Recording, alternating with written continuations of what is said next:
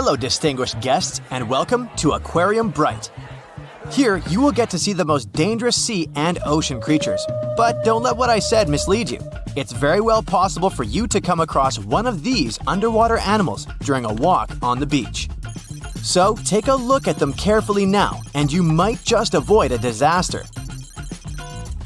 Is it fish or is it stone? What you're looking at is commonly known as the stonefish, but its fancier names include the dornorn and the sinancia. If you're into diving and observing the underwater, you might already have come across one without noticing. Its appearance makes it almost impossible to distinguish it from a real stone due to its gray coloration and mottled appearance, especially if you're wearing fogged snorkel goggles. So you better pay attention because otherwise the consequences can be unfortunate, since stonefish are the most venomous fish known. Although some types of stonefishes are known to live in rivers, and most of them are found in coral reefs near the tropical Pacific and Indian Oceans. Their needle-like dorsal fin spines stick up when they're disturbed or threatened and inject the poison they contain. The most common reason why stonefish stings occur is swimmers stepping on them without realizing it. However, you don't need to be in the water to get stung. Since they can survive out of the water for up to 24 hours, you'll have to watch where you step when you're at the beach as well. Those who got stung by stonefish describe their experience to be extremely distressing. Their venom can result in infection, and in some cases, it is known to cause shock and paralysis. It might come as a bit of a shock, but despite its bad reputation, stonefish is edible if it's prepared properly. When the fish is heated, its venom breaks down. And if the dorsal fins, which are the main source of its venom, are removed, raw stonefish is served as part of sashimi too. This creature might look like it came out of a science fiction movie, but it's very much real. Say hello to the blue-ringed octopuses.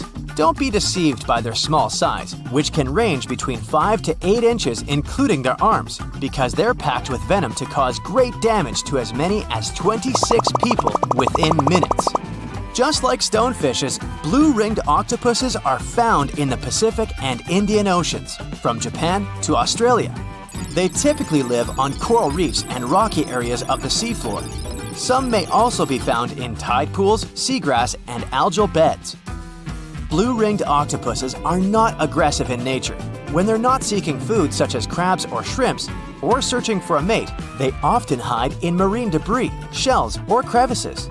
It's only if they're provoked, cornered, or handled that they get dangerous to humans. When they're threatened, they turn bright yellow or blue iridescent rings appear all over their body as a warning display towards the potential predators.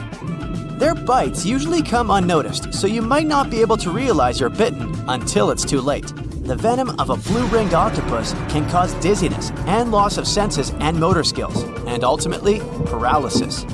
So better try to keep your hands to yourself and back away in a hurry if you see one.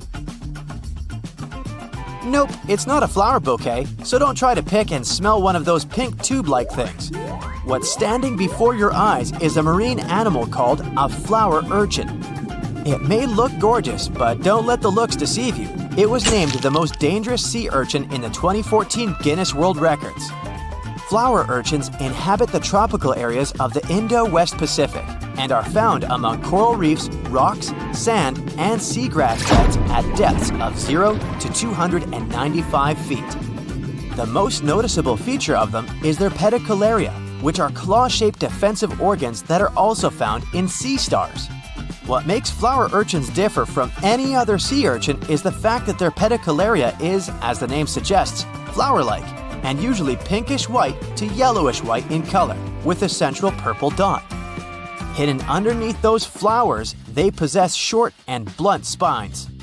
Although many sea urchins deliver their venom through such spines, flower urchins deliver their venom through their pedicularia, or flowers. If they're undisturbed, the tips of these flowers are usually expanded into round, cup-like shapes. On their surface, they possess tiny sensors with which they can detect threats, and once they contact such threats, these flowers immediately snap shut and start injecting venom. What's weird is that the little claws of the flowers can sometimes break off from their stalks, stick to the point of contact, and continue injecting venom for hours into whoever touched it. Yeesh. Looks like a giant puddle of melted strawberry ice cream, right? You wish. It's a lion's mane jellyfish, which is also called giant jellyfish, Arctic red jellyfish, or hairy jelly. They're known to prefer cool water. That's why they can mostly be found in the Arctic, northern Atlantic, and northern Pacific Oceans. But it's possible to spot them around the British Isles or in the Scandinavian waters too. Lion's mane jellyfish are one of the largest known species of jellyfish. They get their name from their long, flowing hair-like tentacles and can reach lengths up to 10 feet. And although the average bell diameter of a lion's mane jellyfish is around 20 inches, they can sometimes attain a diameter of over 7 feet. The largest lion's mane jellyfish recorded was seen in 1865 off the coast of Massachusetts. It was measured to have tentacles around 125 feet long and a diameter of 7 feet. To help you picture it, this is longer than a blue whale. Lion's mane jellyfish hunt by extending their tentacles outward and creating a trap to catch their food. Since they have around 1,200 stinging tentacles, the fish would have to be extremely lucky to be able to escape them. The sting of a lion's mane jellyfish is usually not life-threatening, but you would still want to avoid swimming into its tentacles because it can be very painful to humans. And if you see one washed up on the beach, better not touch it because it can still deliver a sting long after they've been on the shore. Fun fact, the lion's mane jellyfish appears in the Sherlock Holmes story, The Adventure of the Lion's Mane, as a suspect. But don't worry, we won't give you any spoilers. The last marine animal you're seeing now is a sea snake, and yes, they are different from eels.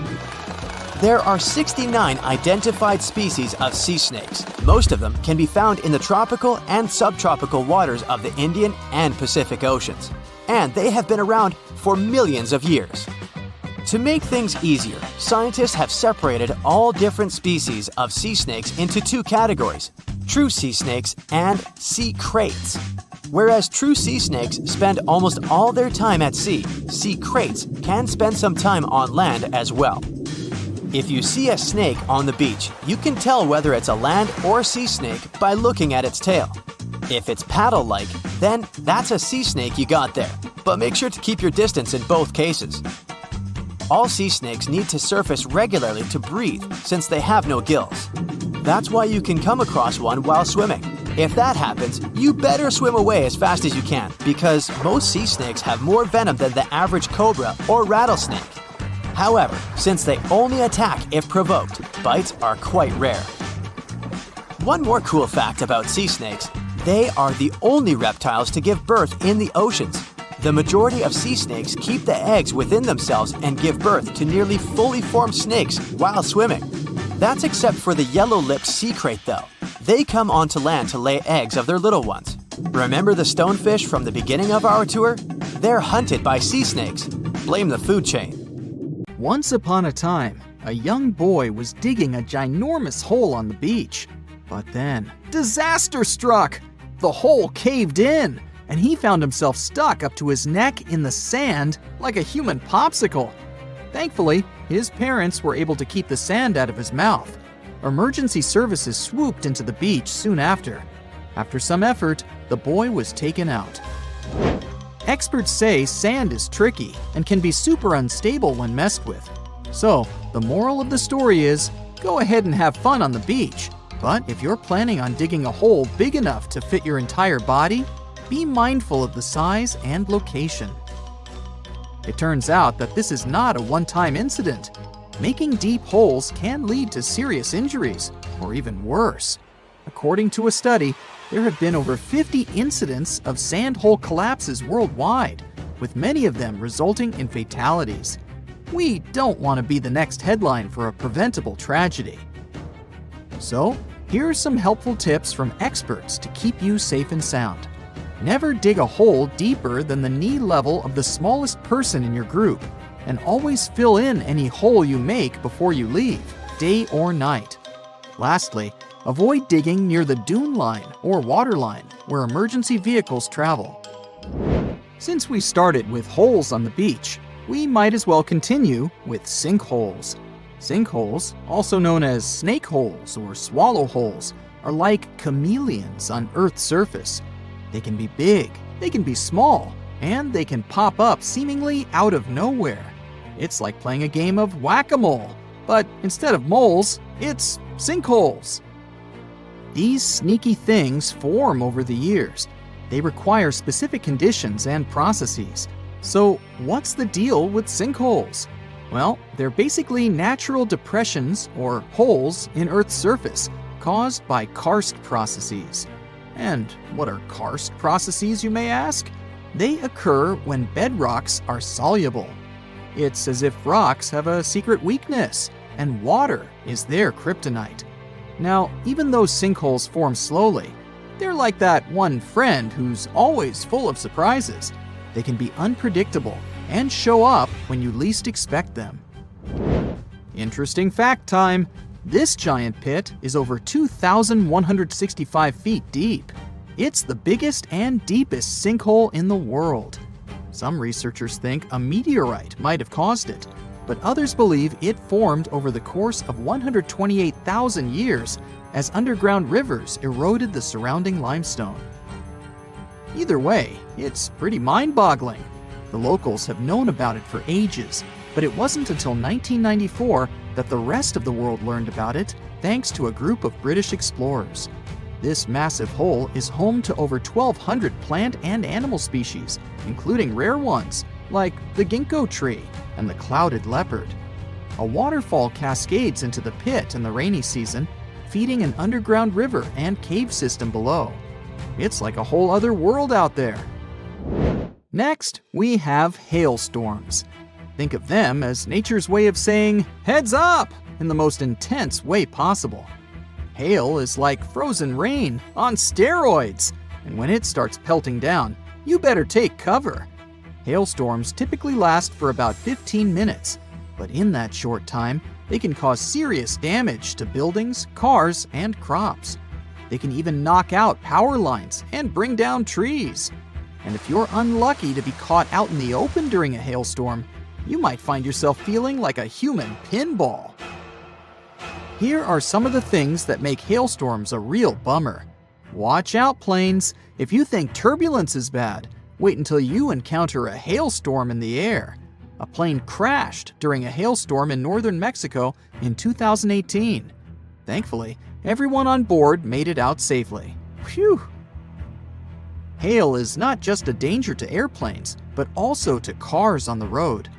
Imagine driving down the highway and then boom! Your windshield shatters into tiny pieces. You can barely see where you're going, and the road is slippery.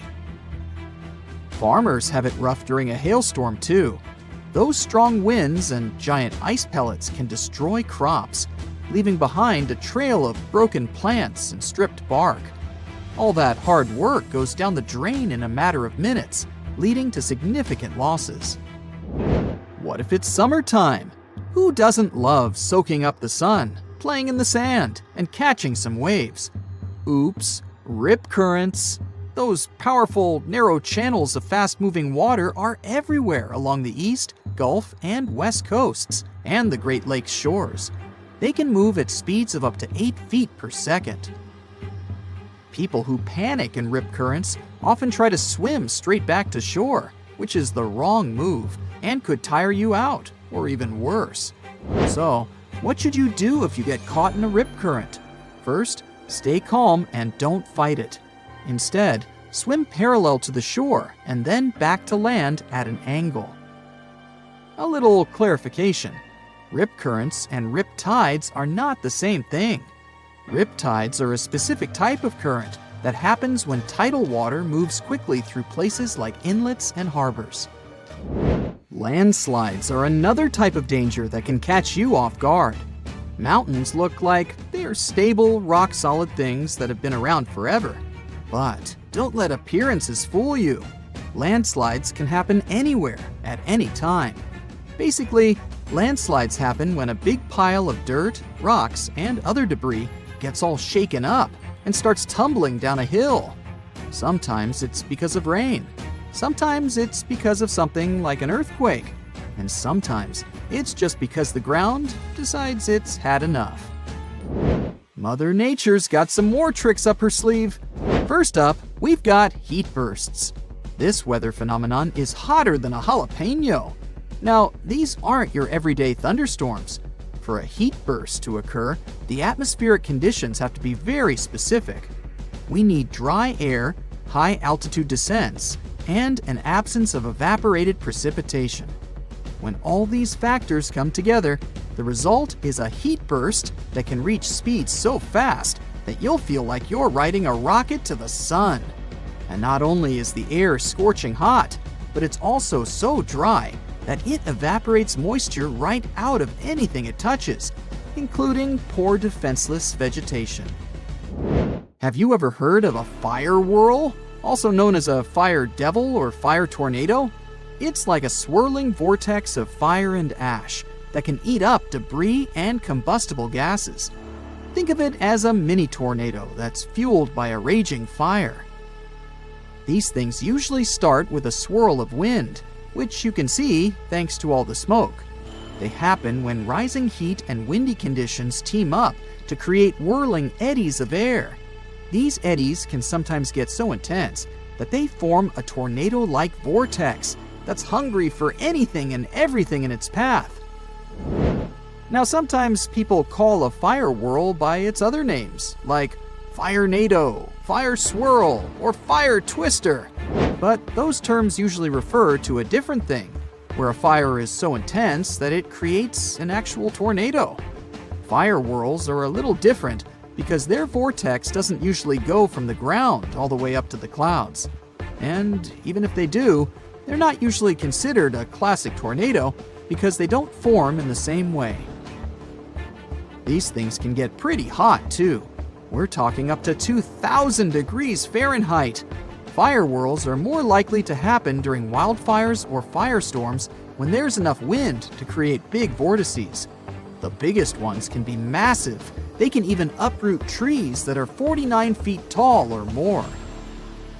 There you have 7 sneaky natural phenomena. Have you ever encountered any of these? Comment below and let us know. Some so-called survival experts claim that in a critical situation, when you're out of water, it's okay to go number 1 and then drink this, nature's lemonade. Well, listen closely. That's nothing but an extremely dangerous myth. Not only is it gross, but it won't quench your thirst either. Even more, you're going to experience the opposite effect and get dehydrated at a much faster rate. You see, this bladder brew is the last step in your body's attempt to get rid of waste. No wonder it's brimming with waste products, which you should, by no means, reintroduce into your poor dehydrated body. However, it works just like water when you want to cool your body temperature a bit. Feel free to use your yellow rivers to dampen your clothing in case you want to freshen up. Another popular myth about hydrating your body speaks about sucking on a stone if you end up dehydrated. Well, while it's sort of true that sucking on a stone can help stimulate saliva flow, it's actually an ancient survival technique that people once used worldwide. But it doesn't provide actual hydration since, obviously, you can't get any water from the stone itself. Moreover, there is a risk of accidentally inhaling the stone if it's small, and it can potentially lead to choking. And finally, you never know what this stone experienced in life before you somehow decided to suck on it. Now, you might have heard that moss grows on the north side of trees, and you can use this knowledge to navigate through a forest. Well, I must disappoint you. Contrary to popular belief, and to what is often depicted in cartoons and movies, moss doesn't consistently grow on the north side of trees. The growth of moss depends on the species and the local climate. It thrives in areas where conditions are the most favorable, and it has nothing to do with the north or south, so don't rely on this rule too much. So, space blankets actually do work. Despite their thin, trash bag-like appearance, Mylar-coated emergency blankets can indeed keep you warm. The key lies in their aluminum coating, which is thermal reflective. This allows the blanket to reflect infrared energy and retain heat. If you're experiencing shock or exposure, your body loses heat to the air, and it leads to a drop in body temperature. A space blanket helps prevent this by keeping moisture in your clothes and reducing evaporation, which in turn limits heat loss. Wrap yourself in one of those tinfoil-like sheets and you'll stay much warmer. Another plus, these blankets are compact and affordable, so don't forget to throw them in your backpack before heading out. Now, loads of people think that when they're lost outdoors, they need to find food first. That's a dangerous belief. In this kind of emergency situation, prioritize water and shelter over food. A study from 2009 indicates that humans can survive up to 2 months without food and between 8 to 21 days without both food and water, even though this number varies based on individual and environmental factors. In survival situations, finding water and shelter is far more critical than getting food. In harsh conditions, you might only last 3 hours without adequate shelter and 3 days without water. If you have water and shelter, it significantly increases your chance of survival. Unfortunately, there are also many misconceptions about treating hypothermia, like the statement that a hot tub can cure this condition.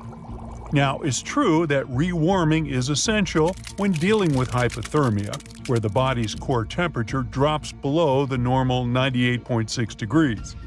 But placing a hypothermic person into a hot tub can cause extreme pain and may even trigger a serious health condition, like a heart attack.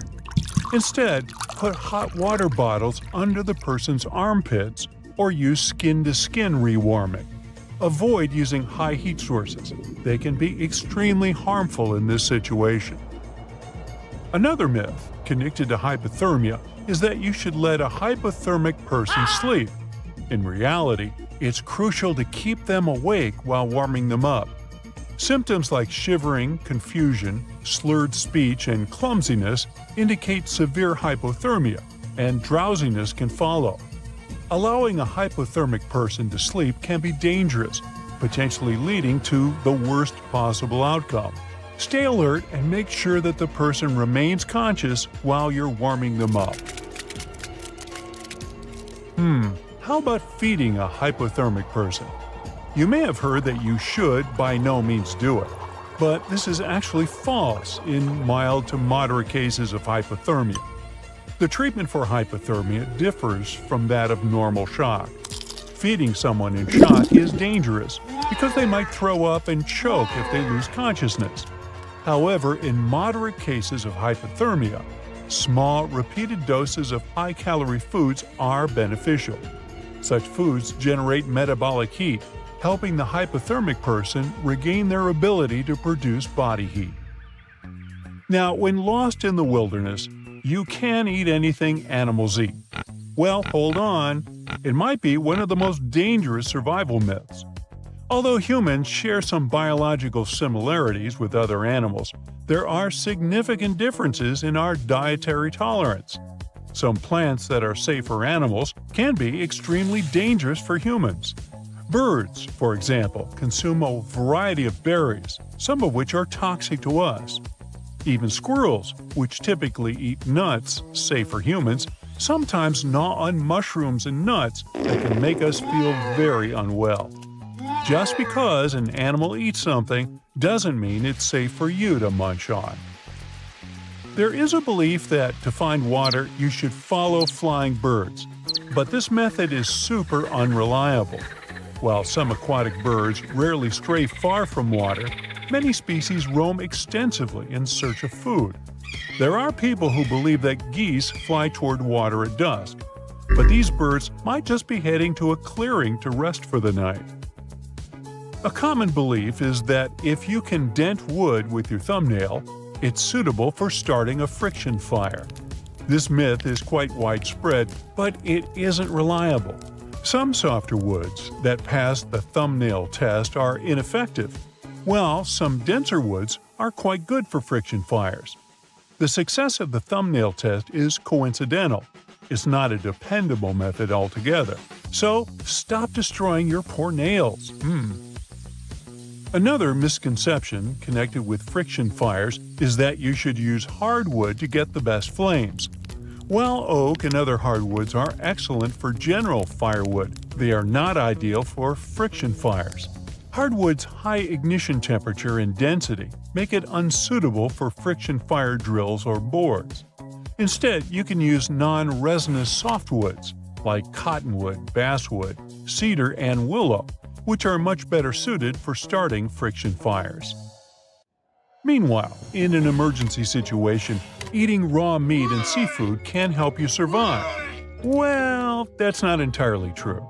Indeed, survival shows often depict hosts eating all kinds of raw things, but this isn't the best survival practice. Raw animal meat contains pathogens, including bacteria, viruses, and other microorganisms.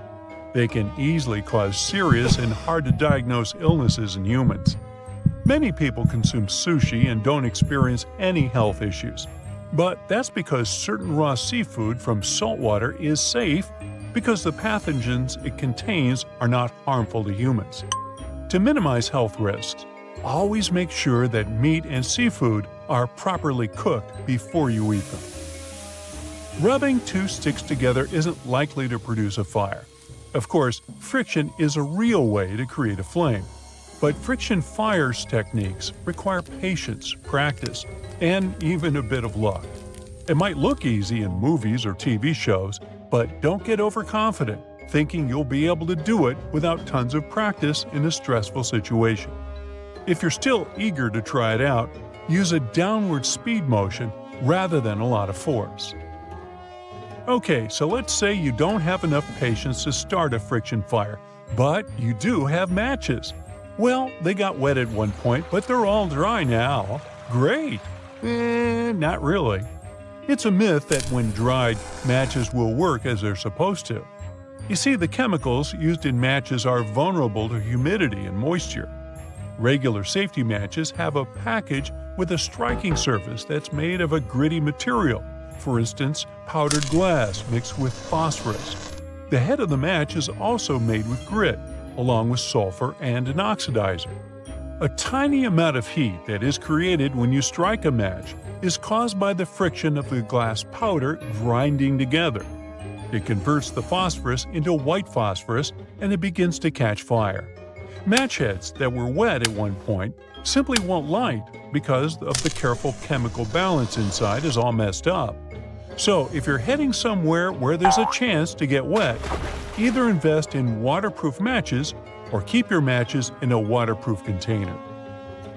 Some people believe that a big fire can beat a shelter. In reality, though, even a fire made from large logs can't be an excuse to skip that important step. It can start raining heavily, and the flames will go out in no time. Plus, it's not that cool to sleep in the open.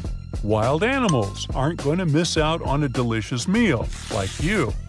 So it's always a good investment to take the time to build a shelter that will protect you from the elements and wild animals. There's a myth that all base layers work equally well. Unfortunately, this is not true. For example, cotton might lead to hypothermia if you rely on it as your primary base layer when the weather's cold. This fabric is great for wearing around the house, but it's better to use it in hot, dry climates. Once cotton gets wet, its insulating properties become non-existent. As soon as you start sweating, the moisture will soak into the cotton fibers and your clothes will begin cooling your body through conduction. And keep in mind that cotton fibers can keep up to 27 times their weight in water. And then, they'll store that liquid for up to 8 times longer than wool or synthetic fabrics. So the rule is, if it's cold enough for a onesie, then it's too cold for cotton. One of the most popular and dangerous survival myths depicted in movies and described in books is that you can suck the venom from a snake bite. In reality, it doesn't work. Even worse, it opens the affected person to a larger risk of infection by creating a bigger wound. And that's a wound with bacteria swarming human spit inside. Ew. Just put a pressure dressing on the wound and try to get medical help as fast as possible. Now, one might think that with a GPS, you'll never get lost. Of course, you should always take a GPS unit with you when you go hiking, if you have one. Keeping a GPS device with you will give you peace of mind, but you should keep in mind that these gadgets aren't fail-safe. You can misplace or break your device, or it can run out of battery. That's why you better have a map and compass, as well as the knowledge how to use them as a backup. After all, navigation isn't only about knowing which way to go. It's also about knowing where you are at the moment. There is a common belief that if you're stuck in a snowy environment without access to drinking water, consuming snow is the best way to rehydrate. However, this is a misconception and can actually lead to further dehydration. Why so? Well, when you eat snow, your body expends energy to melt and warm it up, which causes you to lose liquids faster. Plus, consuming snow can lead to hypothermia, a condition that is especially dangerous if you're alone in the wild. Snow might also contain harmful bacteria that can make you ill. If you have no other choice than to consume snow, melt it first using some sort of heat. Plus, avoid snow that doesn't appear fresh and white. Yeah, avoid that kind. If you experience frostbite, it's crucial to deal with it quickly. It's a dangerous misconception that you need to apply hot water to the affected area. In reality, it can worsen the damage. Instead, if medical help isn't immediately available, remove any wet clothing and submerge the frostbitten area in warm water. Prevent the affected area from refreezing and keep it elevated to minimize swelling. Apply a bandage to the area. If it's your finger or toes, wrap each one separately and place cotton pads in between them. They shouldn't touch. And remember this, never ever rub the frostbitten area. Should you find yourself lost in the wilderness, try to find a stream or small creek and follow it downstream until it joins a larger river. It'll likely lead you to civilization. Do not believe the myth that water is safe to drink if animals drink it. Always purify any water you find to avoid serious health problems. Even clear water can contain dangerous microorganisms. It's also a myth that it's safe to drink small amounts of salt water. This can actually lead to dehydration much more quickly than not drinking water altogether. Use salt water to cool down your body in hot weather, but don't drink it. So, you stumble upon a cave while lost in the wilderness, and it seems like an ideal shelter, especially if you have matches and can find wood nearby. But keep in mind that you should never build a fire inside the cave. The heat can cause the rocks to expand and potentially break, leading to a rock fall or landslide. Instead, build your fire outside the cave to stay safe and warm. When you realize you are lost during the hike, stop moving immediately. It may seem counterintuitive, but staying put and creating a shelter increases your chances of rescuers finding you. This approach also prevents you from dehydration caused by continuous movement. Now, you might have heard that if you come across an unfriendly swarm of bees, you should jump into the water and the buzzing creatures will leave you alone. The problem is that bees are patient. They will wait for you to resurface. Instead, run in a straight line as fast as you can until the bees give up the chase. Better yet, find a shelter in a car, house, or a public bathroom. Now, here are a few more survival tips as a bonus. Keep them in mind, and you'll be prepared for any kind of emergency. Upon encountering a snake, do not approach it and don't try to scare it away. Snakes are sensitive to vibrations, so making noise by raising your voice, clapping, or stomping can encourage it to retreat. If possible, simply walk away from the reptile. If you're falling from a cliff, and you can think, try to break your fall into several shorter parts to absorb the impact. Grabbing onto sturdy objects like bushes or rocks can slow your fall and increase your chances of survival. Good luck! If you've fallen through ice into freezing water, do not try to pull yourself out by grabbing the ice edge directly. It'll likely break. Instead, kick your legs to position your body horizontally and then wriggle out onto the ice. Once on the ice, stay spread out to distribute your weight and prevent further breaks. If you spot a whirlpool at sea, stay calm. Understand the direction of its spin, ride along its side, and use its current to propel yourself out of danger. If trapped, take a deep breath and wait for a chance to swim away as the whirlpool weakens. If trapped under debris during an earthquake, protect your respiratory system and conserve your air supply. Use your shirt as a makeshift hood to shield your face from dust and debris while you attempt to reach the surface. When stuck in quicksand, keep your head and arms above the surface. Wiggle your legs slowly to allow the quicksand to fill the space and create more room for movement.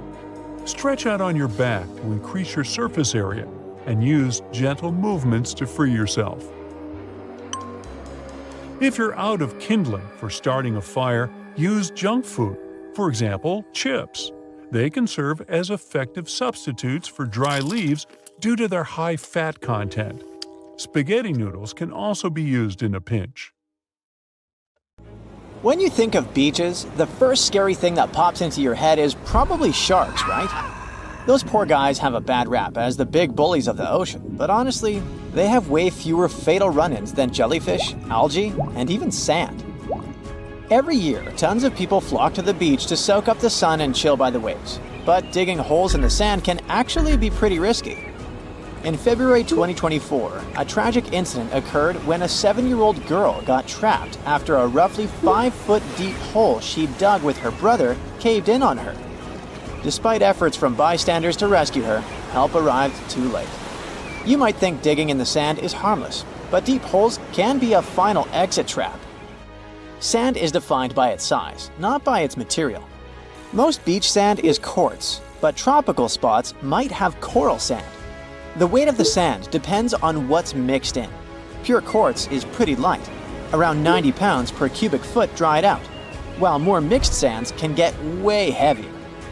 When sand is wet, it holds its shape better, but when it dries out, it's a whole different story. If you dig a hole and then it dries, it's likely to collapse. The danger increases dramatically if someone is standing near the edge, adding weight and making it even more unstable.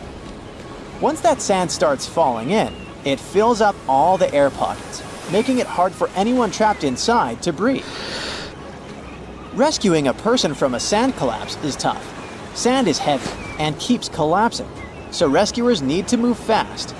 Ideally, they've got about 3 to 5 minutes before the trapped person suffocates. If you ever get in such a situation, the advice is to expose the person's mouth so they can breathe while someone else digs them out.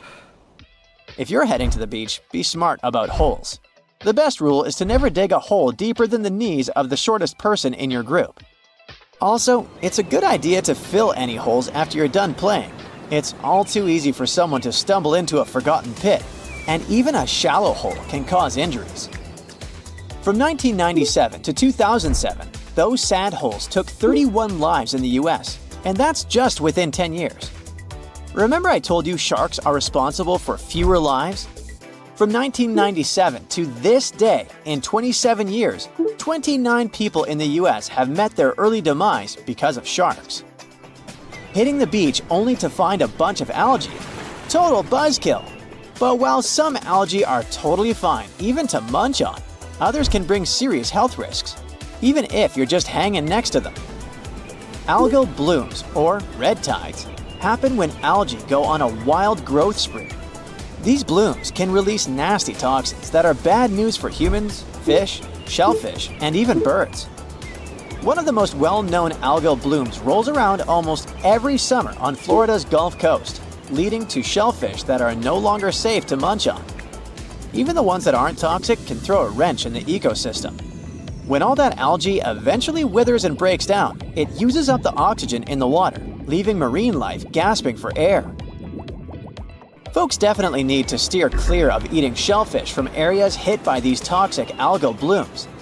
Back in 1990, 6 fishermen almost met a tragic end after scarfing down some steamed mussels they'd gathered near Cape Cod, Massachusetts.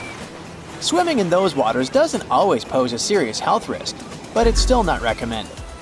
Some people might experience skin irritation or itchy eyes. Also, make sure to steer clear of swimming near dead fish, since that's where harmful bacteria can hang out. If you start to feel weird after getting in the water, it's best to get out and rinse off with fresh water right away. You know, it's not always some specific thing that makes certain beaches risky. Sometimes, beaches themselves are just full of surprises. Take Eddy Bay or Mission Beach in Australia, for example. The chances are you'll have to share the sand with cassowaries, some of the most intimidating birds on the planet. Picture getting all set to relax and sunbathe, only to find these giant flightless birds hanging out nearby. They're like emus, but scarier. They can weigh over 160 pounds and might be a bit aggressive, so watch out. If those birds don't freak you out, then the black sand beaches of Kilauea might just do the trick. They sure look inviting, but these beaches are right next to one of the most active volcanoes in the world, Mount Kilauea, which has been erupting since 1983, pouring hot lava into the ocean. These hot waters are not a big deal compared to some Hawaiian beaches. If you ever want to take a dip at Hanakapiai Beach on Kauai's coast, reconsider that plan. The beach is infamous for its strong rip currents that can pull you out to sea in an instant. If you find yourself caught in one, the nearest safe shore is a daunting 6 miles away. Official records show at least 30 fatalities here, but a nearby sign reportedly tallies up to over 80.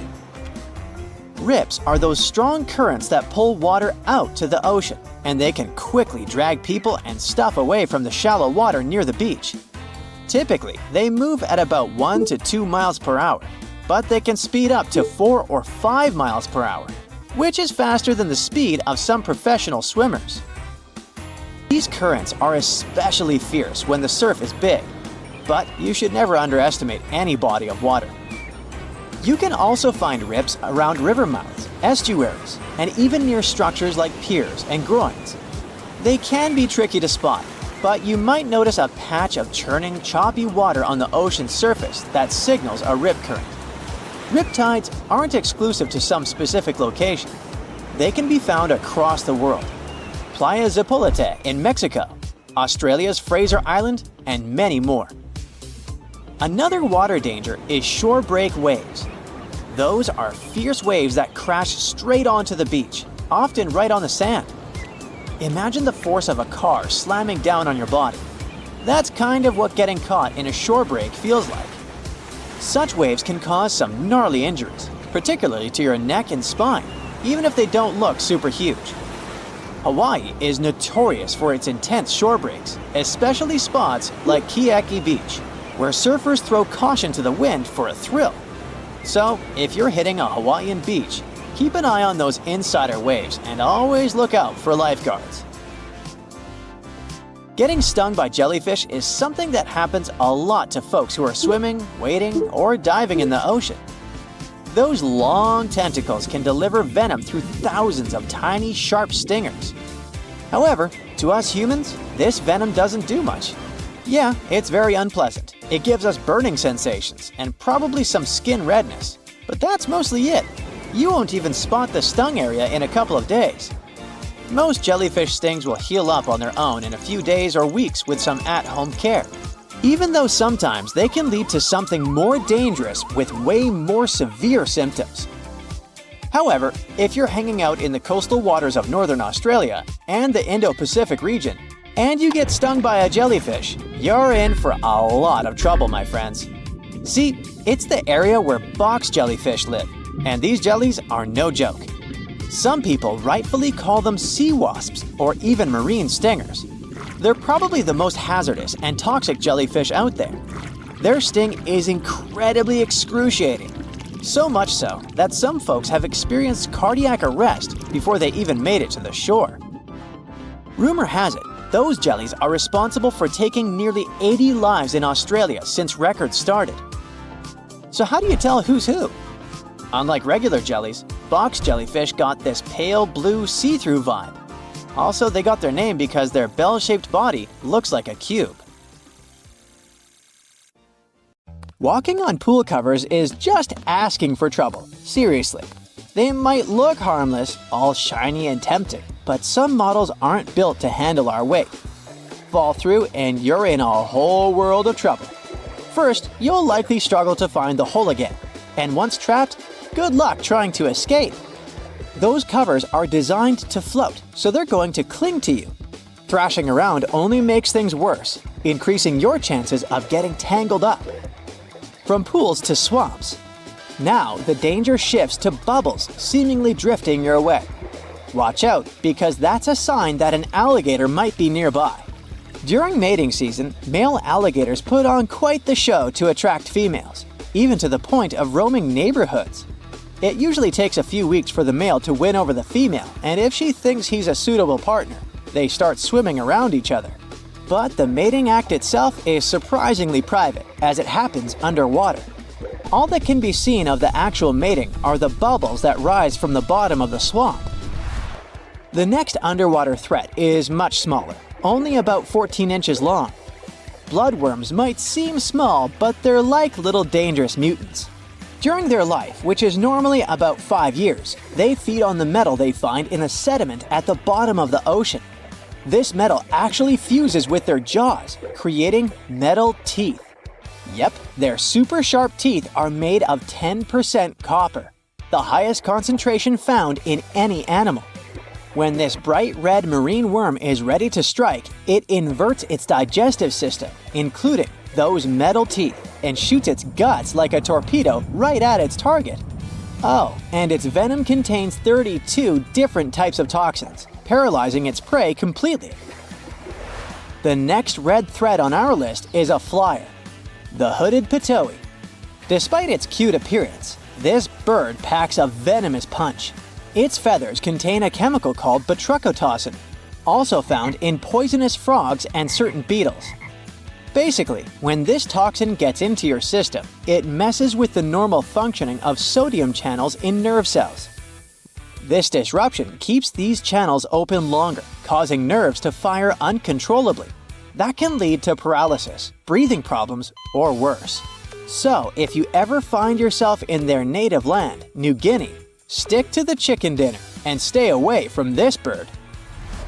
Another thing you should never eat is the pufferfish, especially a type that is highly famous in Japan, known as fugu.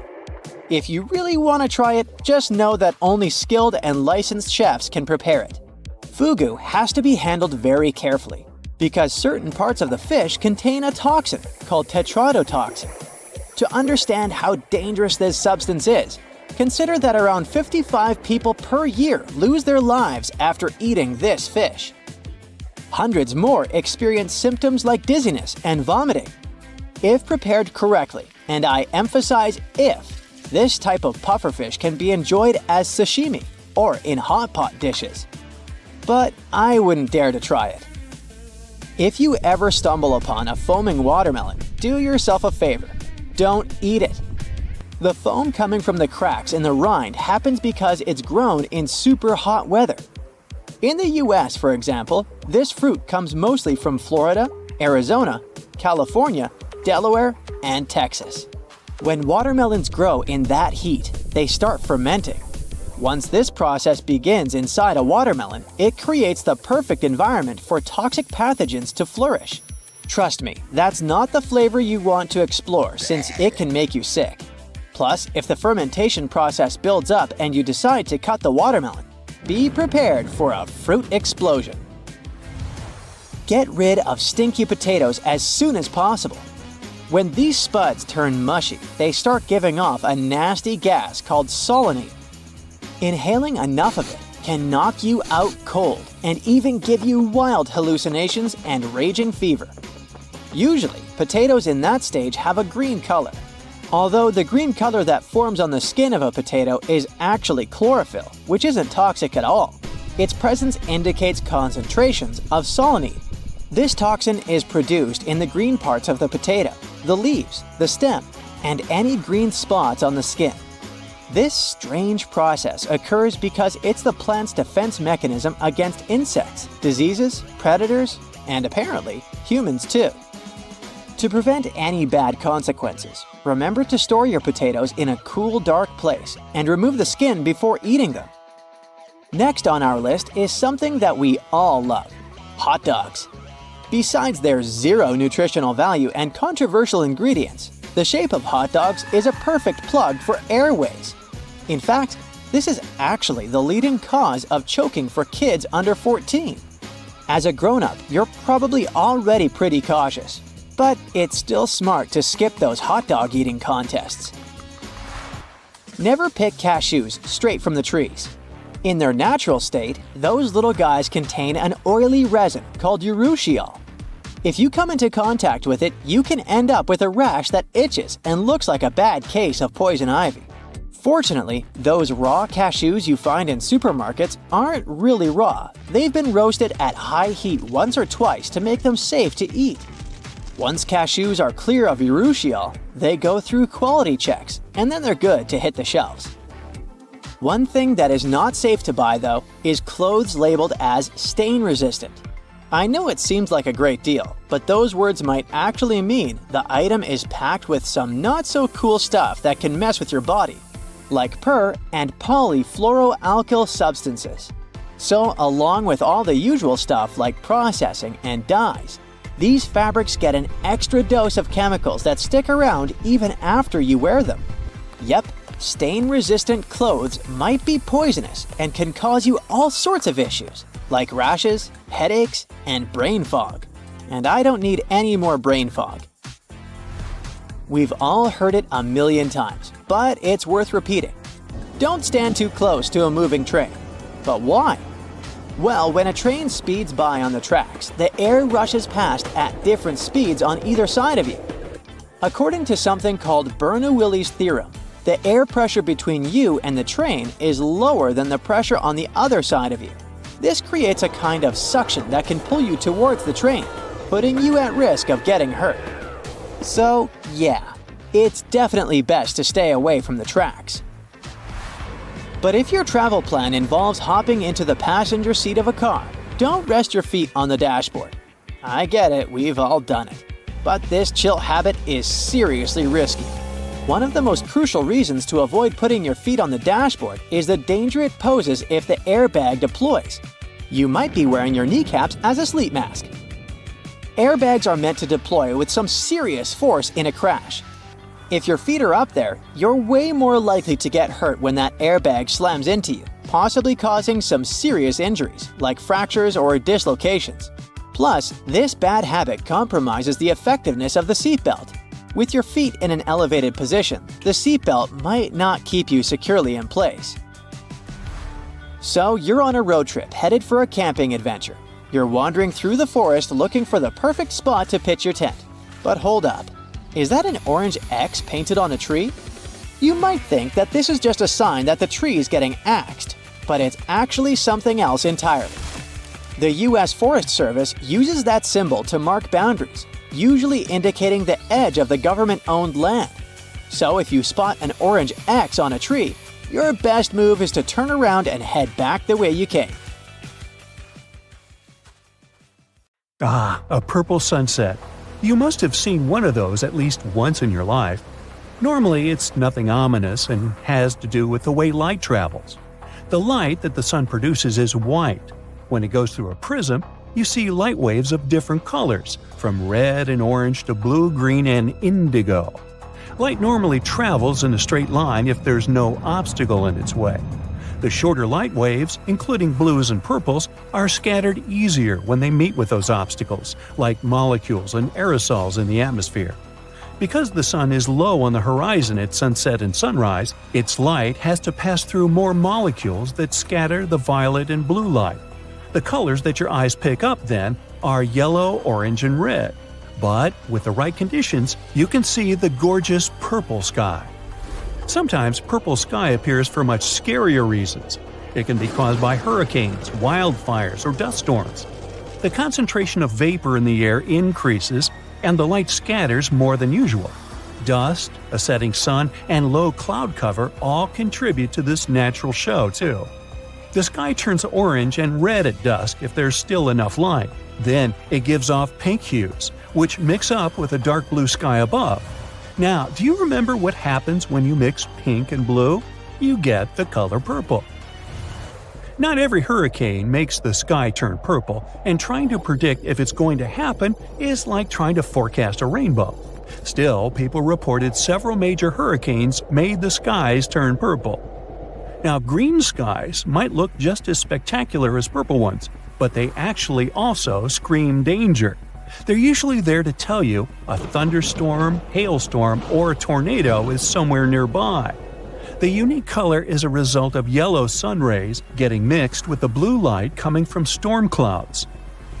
So you're enjoying a nice day by the ocean with a fresh breeze in your hair, when suddenly you notice the water starts retreating from the beach at a huge speed.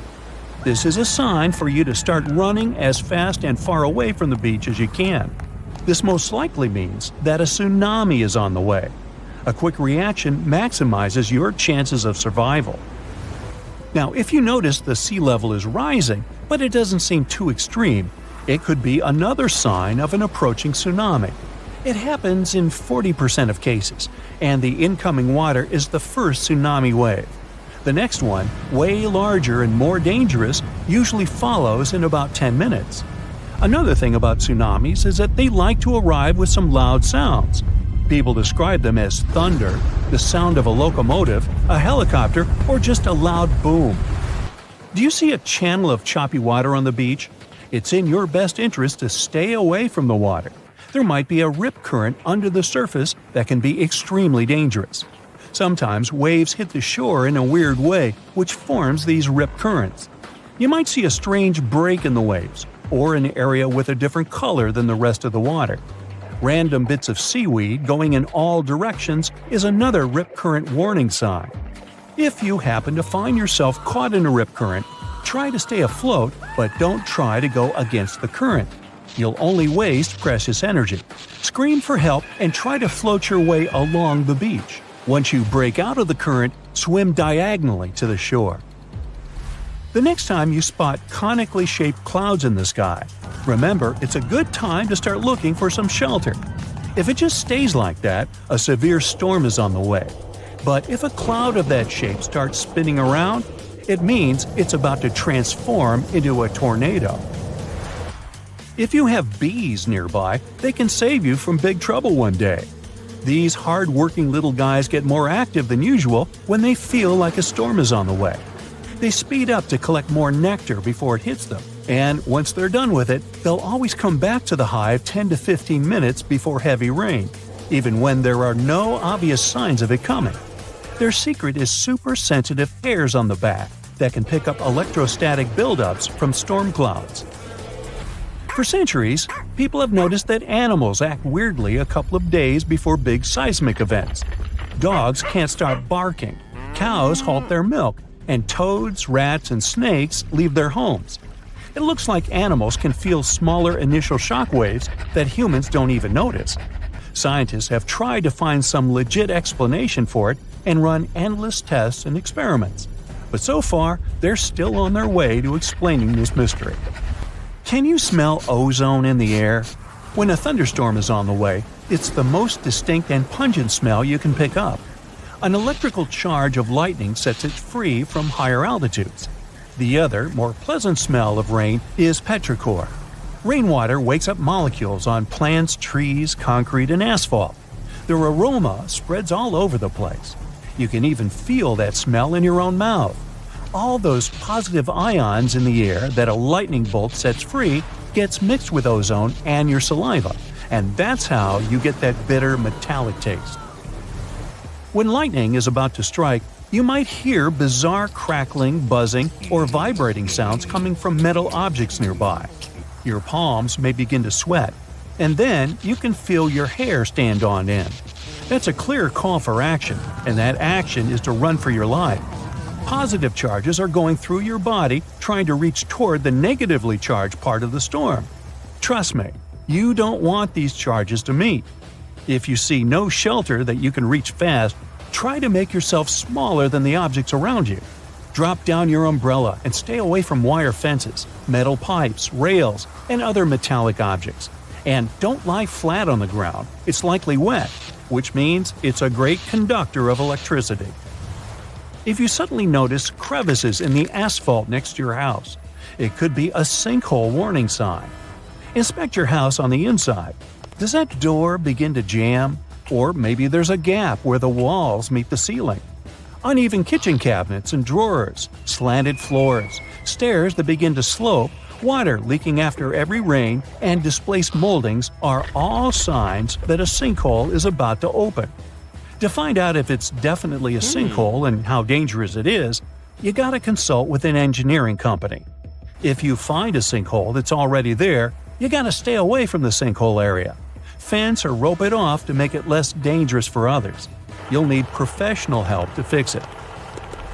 Some volcanoes scream when they're about to erupt. Small earthquakes, which often happen before, produce a hum. It's mostly non-audible to human ears, but sometimes it reaches a frequency that lets you hear it as a strange rumbling or hissing sound coming from the ground. This noise is known as a harmonic tremor. With some volcanoes, it's the sound of magma bubbles vibrating when they're going through crevices in the crust of the earth. But it's not always like this. If scientists manage to understand what exactly causes these volcanic screams, they could create a limited early warning system for volcanic eruptions. If you're out in the wild, pay attention to the water in creeks, streams, and rivers. If its level is quickly falling, even if it's raining, this might be a sign of a nearing landslide. And if you hear a faint rumbling noise or unusual sounds, like boulders knocking together, it could mean debris is on its way to you. It's a sign to head to safety immediately, like right now. You're up to your neck in cold water. There's ice all around you. You've got to get out! When you're swimming in freezing cold water, your body can get a bit of a shock. Your reflexes might make you want to gasp, but don't. Just do your best to keep your head above water. Throw off any heavy objects like boots, jackets, or backpacks. When you reach some ice, don't just try and jump out. It's not exactly a swimming pool. Try to get into a horizontal position and use your strong legs to swim onto the ice. Use your hands to pull you out. Once you're on the surface, roll away from the edge, then crawl, then walk. If you're venturing into the wild, you may want to get some stuff ready beforehand. Make your own fire starter at home. Heat up some water in a pan. Put a Pyrex container in there and melt some paraffin wax inside it. Then take an egg carton and put some dryer lint in each section. Fill them with paraffin. Wait till it's all solid and cut out each little section. Just one of these little guys will make starting a fire way easier. Dental floss can be super handy for surviving in the wild. You can use it as fishing line with a can tab as a hook, or you can use it as a clothesline. Just stretch it between two trees. It looks kind of flimsy, but a single strand can hold up to 5 pounds. It's also quite flammable, so if you're having trouble starting a fire, you can use a few feet of floss to start it up. You can make a seriously strong rope using a simple plastic bottle if you have a good pair of scissors. Cut off the neck of the bottle so it looks like a tall and narrow cup. Then, start cutting it like some people peel an orange, round and round in a spiral. Try to keep it the same thickness the whole time. It'll be a lot longer and stronger than you're expecting. You can use it to tie sticks together to make a hut, or you can wrap it around your backpack in case it rips or something. Sugar might be damaging for your teeth, but it's got a pretty sweet superpower. Just pour some on a piece of cloth and use it like a Band-Aid. Oh, delicious. Mosquitoes can be a real pain, and there are loads of them around. You can make your own DIY repellent to keep those little guys away. All you need is an orange, a lemon, or any other citrus fruit. They're full of essential oils that mosquitoes can't stand. Peel an orange and rub the peel directly on your skin. Just make sure to crumple it a bit beforehand to help those precious essential oils come out. Another good way to keep the mosquitoes at bay is to add a bit of orange peel to your campfire. That releases the essential oils into the air. You're getting hungry, but you don't have anything to start a fire with. Empty your pockets. There might be something in there that you can use as a makeshift fire starter. If you have a battery and a metal chewing gum wrapper, you're in business. Cut a thin strip of the wrapper, long enough to connect the two sides of the battery. The middle of the strip should be thinner than the ends. Grab some dry grass, twigs, or even some paper, whatever you're going to use to start your fire. The foil strip should ignite right away, so make sure you're ready. A human can go surprisingly long without food, but not water. Depends where you are, but a lot of the time, it might not be safe to drink. You can make a DIY water filter. Start with a fire. Boiling the water may not be enough, so as soon as those ashes are cool, grind them into a powder. Don't just use any ash you randomly found in the forest. It might have some melted plastic on it or something. Then, you need a plastic bottle. Cut off the bottom and poke a small hole in the cap. Turn it upside down, put about 3 inches of charcoal in, and pour the boiled water in nice and slowly. The drips are ready to drink. If you're getting bits of ash in the water, wrap a piece of clean cloth around the cap for some extra filtration. A char cloth can come in handy if you're lost in the wild.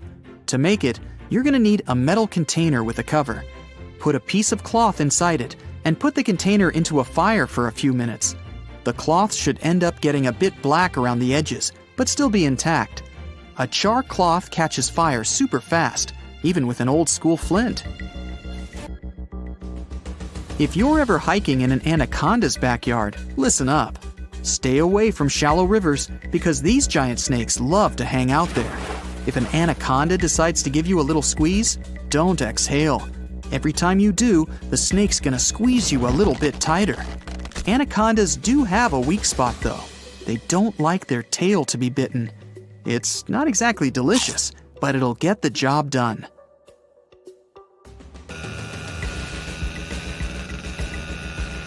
Avalanches are pretty powerful, so remember these tips next time you're out on the slopes if things get a bit hairy.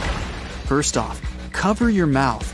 Use a scarf or some other piece of cloth, and don't let the snow in. Keep one arm straight above your head, and don't forget to dig out a little pocket in front of your face. That'll let you breathe for about a half hour. Get rid of anything heavy you're carrying, even if it's expensive. But make sure you hold onto your backpack. It's an extra layer of protection. And grab onto a tree if you see any. To get back to the surface, move like you're swimming straight up. Snow's just water anyway.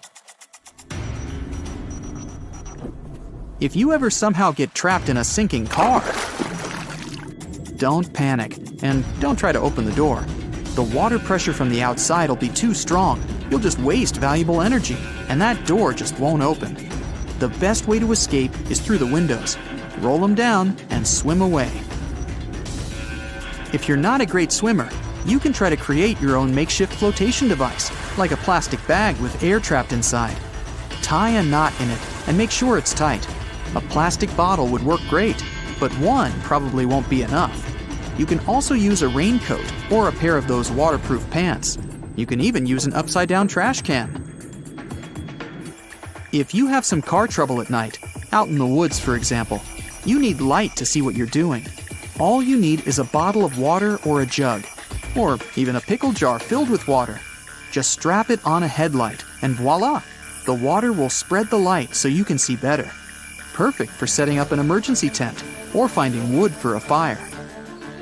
Mason jars, those pickle ones, are really handy when it comes to storing matches. If you're camping in a forest, it's really important to hide those matches away, somewhere dry and safe. To make it even more convenient, make a strikeable lid. Cut off the strips on the side of your matchboxes and glue them to the lid of your mason jar. Before your next big outdoor adventure, make sure you're all stocked up on dark chocolate. Chocolate is probably the most delicious survival food, but it's also one of the best. It's loaded with calories and helps keep your mood up. Plus, you don't need a fork, plate, or fire to prepare it. Last one for today, people. Still having trouble lighting that fire? Look no further than that bag of chips you secretly hid from your fellow campers. Corn-based chips are everywhere these days. And apart from tasting delicious and turning your fingers a weird color, they have one more trick up their sleeve. You can use them to start a fire. These kind of chips are flammable, so make a little mound of chips and keep that dry wood handy. They'll light in seconds. Covered in brown spiky hair with 9 pairs of curly arms, the hag moth caterpillar isn't like any other caterpillar. Its hairy appearance has given it the nickname monkey slug. This strange insect can be found in North America, where it lurks through shady trees and ornamental shrubbery. This hairy little creature isn't as innocent as it may appear. The hairs on its back connect to toxic glands within the caterpillar's skin. If you're curious enough to reach out and touch these hairs, your hand will instantly turn bright red and you'll feel a burning, itching sensation, kind of similar to a bee sting. So don't do that. But if you have been stung by the hag moth caterpillar, you should instantly run the sting underwater to remove any insect hairs that may remain. The sting mark should start to heal and be gone in a week. The bullet ant is the largest of all the ant species. Still, despite being the biggest, they grow no larger than the size of a penny. The bullet ant is most likely to be found in countries such as Nicaragua and Paraguay, deep within the rainforests. It might be small, but it has a big bite.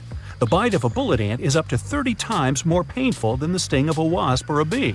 Locals sometimes refer to the small insect as the 24-hour ant because you'll experience an entire day of discomfort after their bite. Despite the unpleasant feeling, the bite of a bullet ant isn't too dangerous and it should heal within a week. These ants have a particular habit that might make it easy to avoid their powerful bite. Bullet ants release a strong and disgusting stench to drive away predators.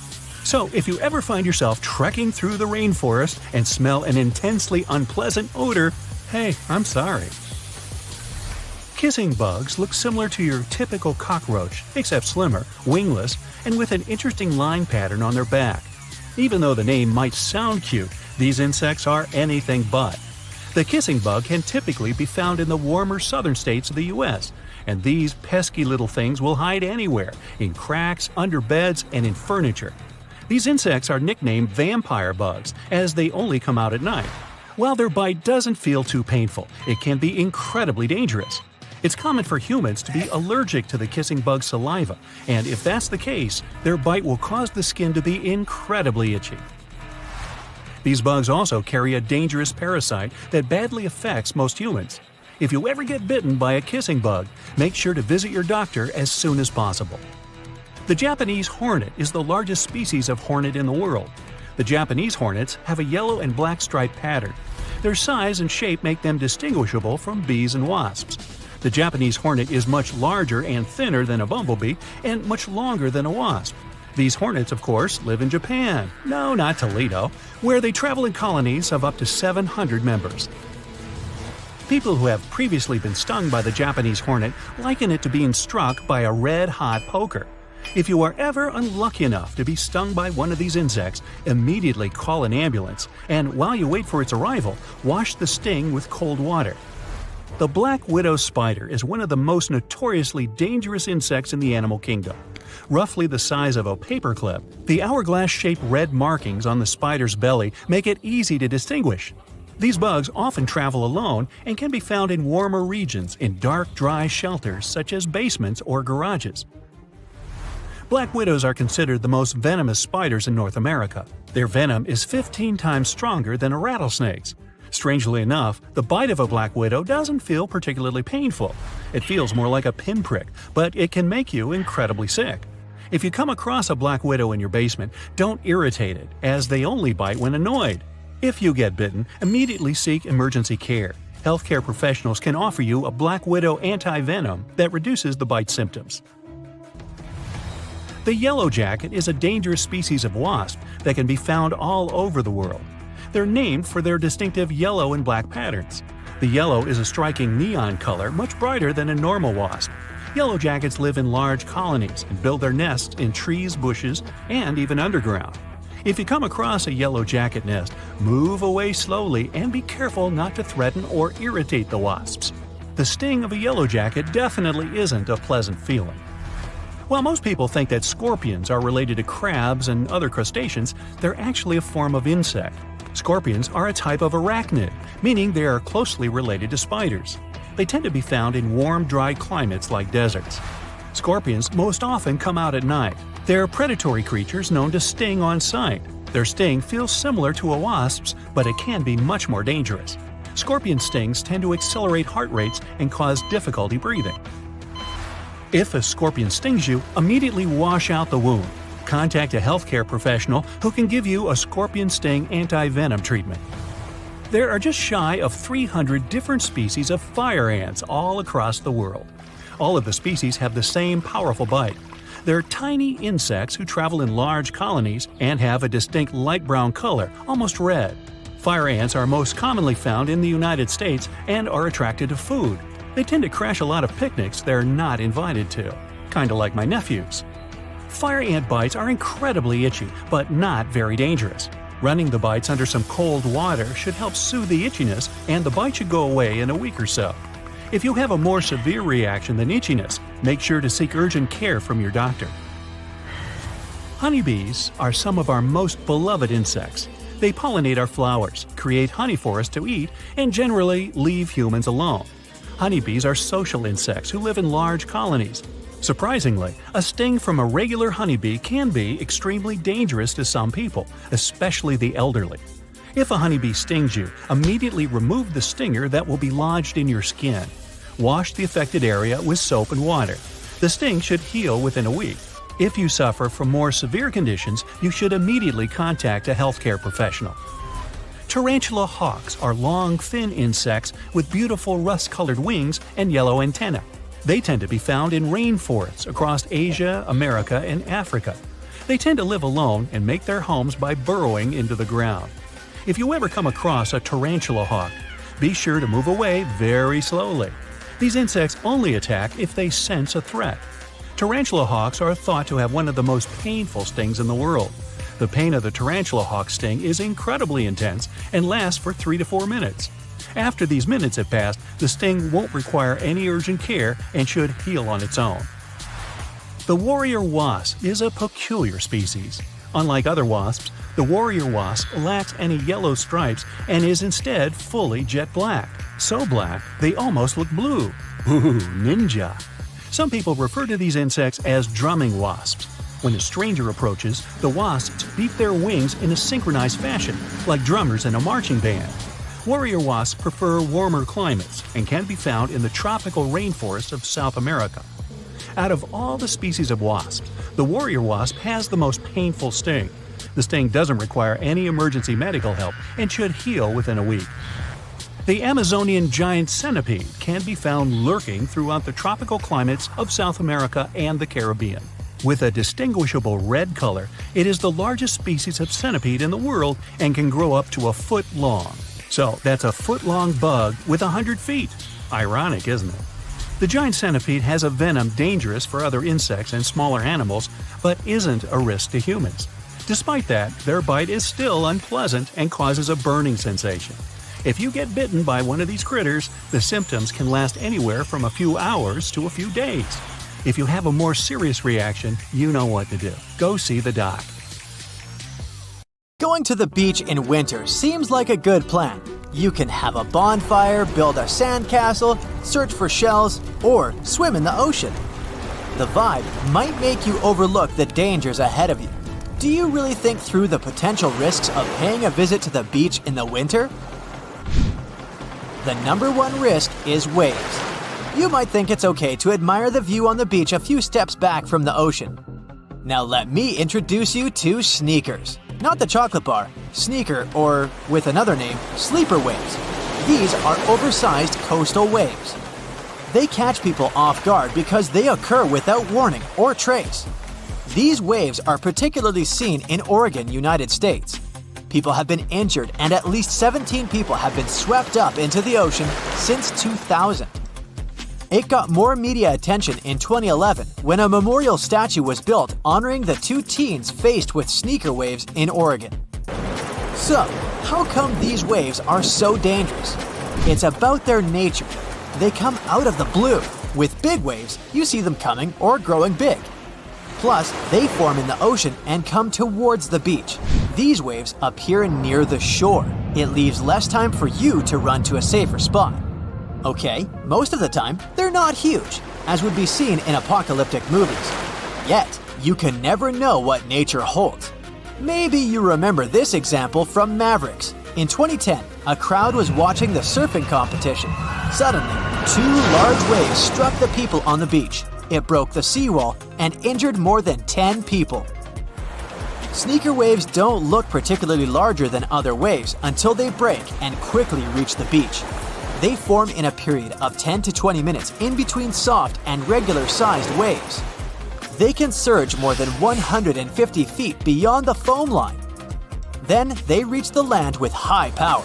Plus, they carry lots of sand and gravel with them. Sleeper waves are more commonly seen along steep coastlines compared to beaches with wider and softly sloped areas. People named these waves, not scientists. They observed what waves do. They washed up in a sneaky way. I mean, scientists didn't classify this phenomenon as a distinct sort of wave like they did with tsunamis or rogue waves. There's little scientific research made about them. Researchers say that sneaker waves form in offshore storms. These storms transfer the wind energy to the water surface. The waves carry this energy and then arrive at the beach during times of calm weather. The larger amount of energy they obtain compared to the regular waves that preceded them causes them to go higher up the coast. Imagine you go for a walk on the beach with your dog. The waves gently reach the beach. You play the throw and catch game. You don't know about sneaky waves, so you turn into an unwary beachgoer. What's the risk? Being washed into the water trapped against rocks. Since it's winter, you tend to wear heavier clothes. The sand that sneaker waves carry can quickly fill clothing and shoes, and that weighs you down. How can people enjoy the beach safely? First off, keep your distance if you're on the beach for storm watching, for instance. It might be mesmerizing to see how waves roll in over miles of ocean. The storms hit the shore, and you look at those extreme turbulent swells transform into strong 30-foot-long waves. Finding a higher spot that sees the ocean and waves might be best. Be the eagle, not the crab. Did Confucius say that? The second tip is if you're determined to storm watch, never turn your back to the ocean. Yes, eyes on the water. Lastly, be mindful of which part of the beach you're walking on. Stay away from the logs because they hold water. The water increases their weight.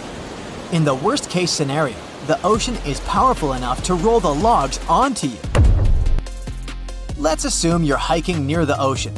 Use the designated trails because park authorities determine them as the safest roads possible. Going off-route can sound charming, but it can be dangerous for you and harmful to the ecosystem in the surrounding area. Now that you know where to walk, you can keep your eyes open about the geological stuff. Like the rocks can be slippery, erosion can rip them off. Yeah, it's better to avoid walking near bases of cliffs and bluffs. You'll never know when a natural phenomenon will occur. It might sound a little extreme, but you may want to check the tsunami evacuation routes of the area you're visiting. Tsunamis are hard to predict, but tides aren't. Tide tables are available online. This natural phenomenon looks harmless, yet it can isolate rocks from headlands and the shore. You probably don't want to find yourself with soaked wet clothes in the ocean for no reason. Climbing up onto the logs might not be the best idea either. Sure, they look heavy and sturdy when you're climbing, but even the smallest wave can take you like a leaf flying in the air. Not just logs, but also jetties are tricky. Sudden waves can make you lose your balance, and you can collapse. Let's return to the scenario where you and your dog are walking on the beach. This time your pet sees shorebirds and chases them. Birds could be there for foraging or roosting. Your dog could interrupt their chill zone. They can lose their energy reserves. Can you bump into creatures hiding under the sand? Some sorts of creatures can be dangerous for you. Better not to poke someone's home. Take a look at this one. It's a horseshoe crab.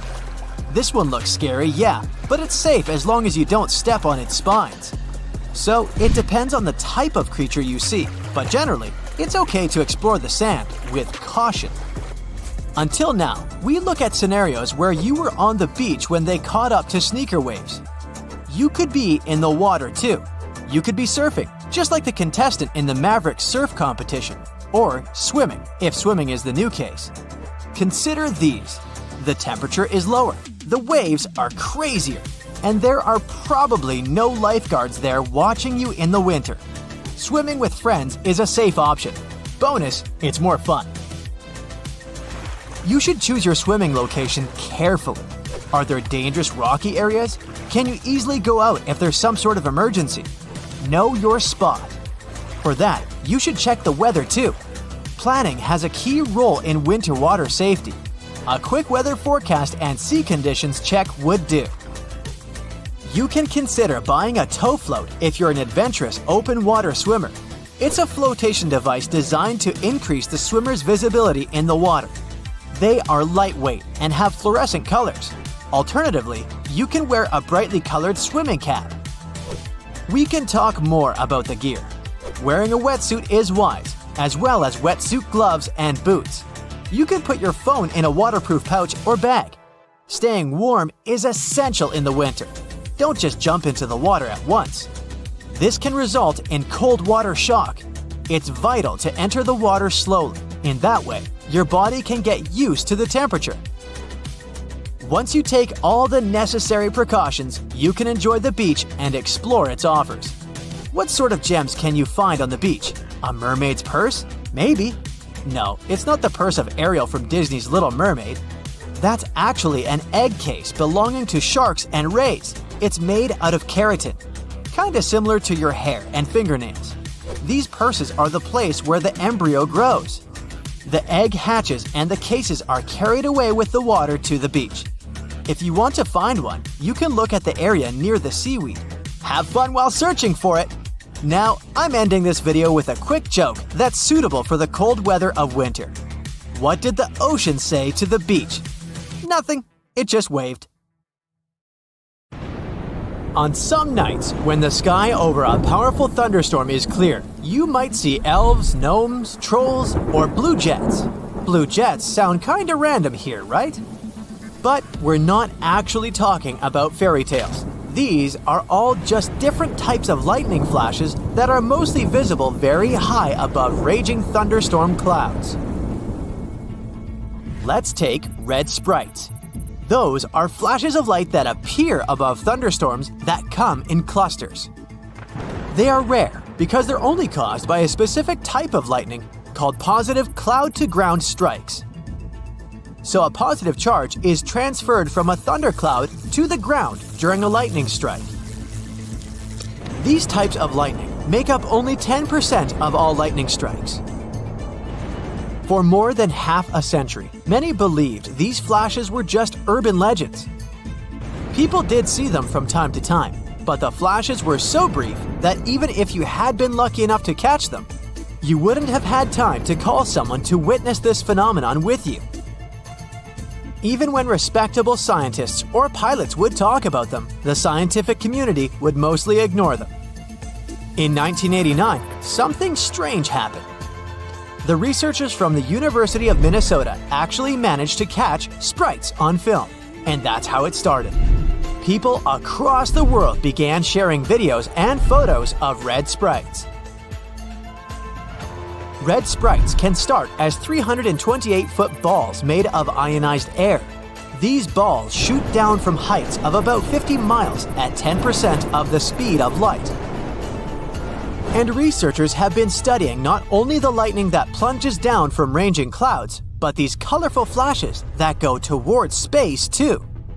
So, electricity stretches up to the electrically charged ionosphere, but at the same time, it crushes down towards the ground. Red sprites come in different shapes, like these big, cool jellyfish sprites that sometimes have areas that measure up to 30 square miles. You may see carrot sprites or column sprites. They're similar, it's just that carrots also have long tendrils. The lower parts of tendrils are often blue, while the higher ones are red. On August 22, 2022, we were able to take some stunning photos of bread-right streaks in the sky above the Atacama Desert in Chile.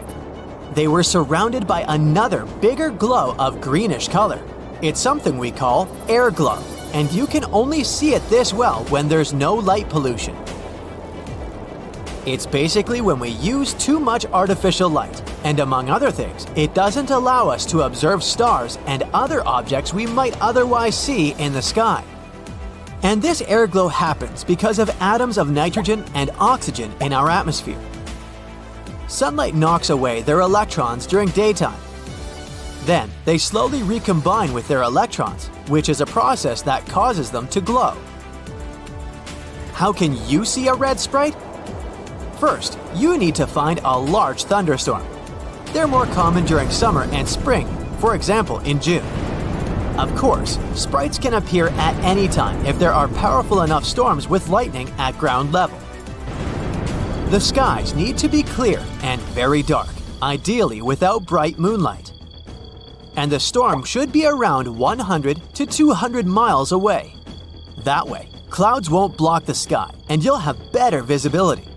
In the perfect scenario, the storm will be moving along a distant horizon, so you'll be able to see everything above the cloud tops. You can track a storm with weather radar.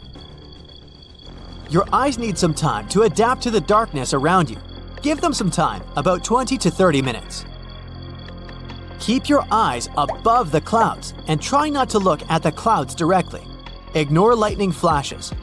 A sprite will pop maybe once for every 200 lightning strikes.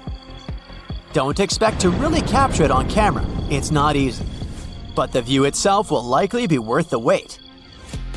This and similar flashy events are something we call TLEs, which stands for Transient Luminous Events. Blue jets are also worth mentioning. These are dim blue lights that stream up like a very fast puff of smoke above powerful hailstorms. They're also very rare, and in most cases, you'll only be able to see them from an airplane. And now we get to those fairy tale creatures. Elves, when we talk about lightning flashes, are brief discs of dim light you can see about 60 miles high in the atmosphere. It's just an abbreviation. Their full name is emissions of light and very low frequency perturbations due to electromagnetic pulse sources. Yeah, I suggest we stick to elves. Moving to trolls. Those are red spots that pop close to cloud tops after the flash of a very powerful red sprite. Gnomes are the smallest and fastest flashes. We're talking about tiny white spikes of light that flash from the top of a big anvil of thunderclouds. The anvil is that elongated cloud you see at the top of a raging storm. It spreads downwind together with upper-level winds, and gnomes last for only a microsecond. And check this out.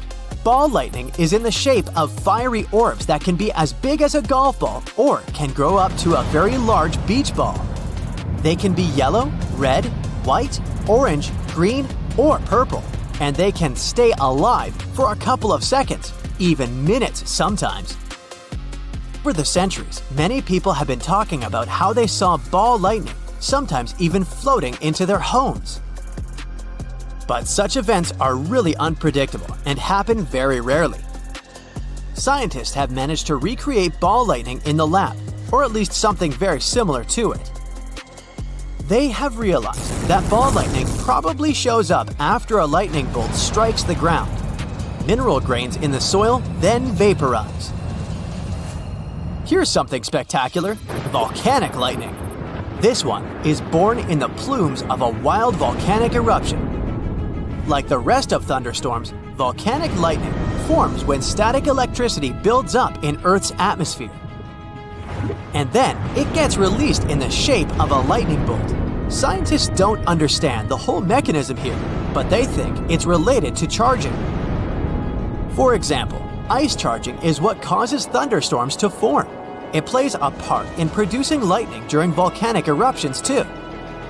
This happens when the air heated in an eruption rises into the sky and meets cold air. The water from the eruption turns into ice particles, and when these particles bump into each other, some electrons get knocked off. The ice particles that now have more positive charges move higher into the sky and gather together. Or it may be frictional charging, another thing that leads to volcanic lightning. The same as ice charging happens when tiny particles of ice collide. Here we have ash and pieces of rock colliding and creating charged ions. There's dark lightning too. Over 10 years ago, researchers discovered that thunderstorms could generate brief but very strong bursts of gamma rays, which is the form of light with the highest energy. They are so bright that they can blind sensors on satellites, even when they're hundreds of miles away. They can also create antimatter. Antimatter is a type of matter made of particles with opposite charges compared to the particles in normal matter. Imagine having two boxes full of blocks. Some blocks are red and some are blue. When these pairs touch each other, they disappear or annihilate and turn into energy. That's what happens when particles of matter and antimatter meet. And these flashes could be the result of dark lightning because it gives off light that's not really visible. Regular lightning involves slow electrons. In dark lightning, electrons are high energy. They crash into air molecules and, by doing that, produce gamma rays. Well, it's time to stretch your legs and take a walk in the park. The sun is shining, and you enjoy the weather and life on the whole. That's when you spot a rapidly growing vertical cloud. Bright white at first, it's approaching alarmingly fast, becoming dense and inky. The sky is darkening, and a gust of wind blows the hat off your head. And then your hair starts to stand on end. That's your cue to run for your life. You're about to be hit by lightning. At this very moment, positive charges are rising through your body. They're reaching toward the negatively charged part of the storm. If you don't react fast, these charges will meet, and it'll end badly for you. If there's nowhere you can hide, crouch down and try to make yourself smaller than the objects around you. Don't lie flat on the ground. It may be wet and thus a great conductor of electricity. There are also other signs that scream danger during a lightning storm. Your palms may begin to sweat. You might hear bizarre crackling, buzzing, or vibrating sounds coming from metal objects nearby. Your skin can start to tingle. There might be a strange metallic taste in your mouth. If you're sure you're not chewing on tinfoil, then look out. Plus, you're likely to smell chlorine. That's ozone. Electrical charges split the molecules of nitrogen and oxygen, which are the main gases forming the atmosphere, into separate atoms. When these atoms come together again, some of them produce molecules made up of 3 oxygen atoms. That's ozone. You can smell it during a thunderstorm because downdrafts bring it from high altitudes to your nose level. You can figure out how close a thunderstorm is by measuring the time between spotting the lightning and hearing the thunder. Every 5 seconds is 1 mile. The sky over your head is darkening and turning ominously green. Something hits you on the cheek. Ouch, it hurts. You pick up the offending object. It's a massive hailstone. But it's not that cold outside, and it's not raining. You notice how still everything is, how quiet. There's no wind whatsoever. It makes you think about the calm before the storm. And indeed, soon you hear some noise. It's approaching rapidly and turns into a loud roar, as if a freight train is moving towards you. Only it's not a train, it's a tornado, and you have almost no time to escape. The funnel isn't visible behind a cloud of debris, but you can't mistake this rotating column of air for anything else. If the tornado catches you on the road, get as far from your car as you can. This will prevent the vehicle from being hurtled toward you. Find a ditch, lie down in it, and cover your head. If you're inside, get away from windows and hide underground if possible. Now, you're at the seaside, walking along the shore and enjoying a light breeze. Suddenly, the ground starts shaking under your feet. Must be an earthquake. The next weirdness you notice is the water retreating from the beach at breakneck speed. It leaves behind the exposed ocean floor, reefs, and even fish. That's when you hear a distant roaring sound. It's a tsunami, and you only have a few minutes to save your life. Get to high ground immediately. A giant wave is already speeding toward the shore. It's not the only way a tsunami can creep up on you. It doesn't necessarily come crashing against the shore as a series of huge waves. A tsunami can look like a rapidly rising tide. It usually goes hand in hand with severe underwater turbulence. It pulls people under the surface and tosses heavy objects around. You can also notice seawater bubbling, swirling, and creating bizarre patterns. It's another sure sign a tsunami's coming. Your dog's restless. It's scratching the entrance door, roaming around the apartment, and trying to hide in the corner. Usually calm and docile, the pooch is now howling and barking. The weather's also been crazy for the past several days. It's hot one day and chilly 24 hours later. Plus, you've noticed that the stream near your house has livened up, bubbling as it's rushing past. Only when glasses start to clink in your cupboard do you realize what it means. The clatter is produced by foreshocks, tiny earthquakes leading up to the main event. Earthquakes often occur in clusters. If there are several weak quakes, a much bigger one might be on the way. Sometime before the disaster strikes, you might notice bizarre blue lights. Some of them seem to be coming from the ground, others are hovering in the air. These are so-called earthquake lights. Emitted from rocks under great stress, they can be seen days or mere seconds before the ground starts shaking. At the same time, some experts doubt earthquake lights exist. If you think an earthquake is about to happen and there's a catfish in your aquarium, pay attention to its behavior. Scientists have proved this species can react to earth tremors. The fish become restless when seismic activity is high. Some bugs can feel a storm coming. They get ready for the natural disaster by stopping any movement. That's why, if you notice that lots of insects around you look drowsy, search for shelter. As for bees, they can predict heavy rainstorms. They begin to work much harder the day before it starts raining. Square waves occur when two wave patterns crash into each other. This phenomenon looks awesome, but only if you're watching it from the shore. Don't even think of getting in the water to play in such waves. In that place, there are cross currents that can easily pull even a skilled swimmer under the surface. And if you see wild, choppy waves carrying ocean debris and seaweed, stay out of the water too. It can be a sign of a strong rip current. It can carry you far away from the ocean. If you see smelly green stuff on the surface of a lake or sea, stay away from the water. It can be a hazardous algal bloom. You won't be able to tell whether it's toxic or not at first sight. That's why it's better to steer clear of it altogether. 3 or 4 days before a hurricane arrives, the sea or ocean surface can swell up to 6 feet. Waves hit the shore every 9 seconds. The closer the hurricane, the more rapidly the waves crash against the shore.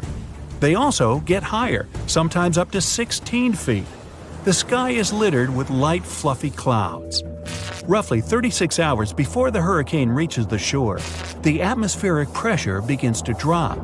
After that, the wind speeds up. Wispy, hair-like clouds appear in the sky.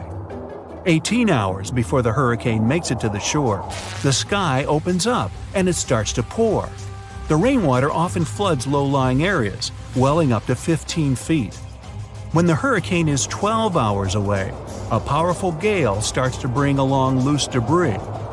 6 hours before the landfall, the wind speed is already 90 miles per hour. It's strong enough to break and even uproot trees, fling around large debris, and flip cars. By the way, let's say you're sailing and there are some sharks circling your boat. Keep an eye on them. If the predators suddenly leave you alone and head for deep water, it might mean a hurricane is drawing closer. Get back to dry land as fast as you can and warn others. If during a period of heavy rains, you hear a roaring sound, it might be a flash flood moving in your direction. If you're near a river at that moment, you might see debris coming down with the flow. The water can be changing its color and becoming cloudier and darker. These signs should set alarm bells ringing in your head.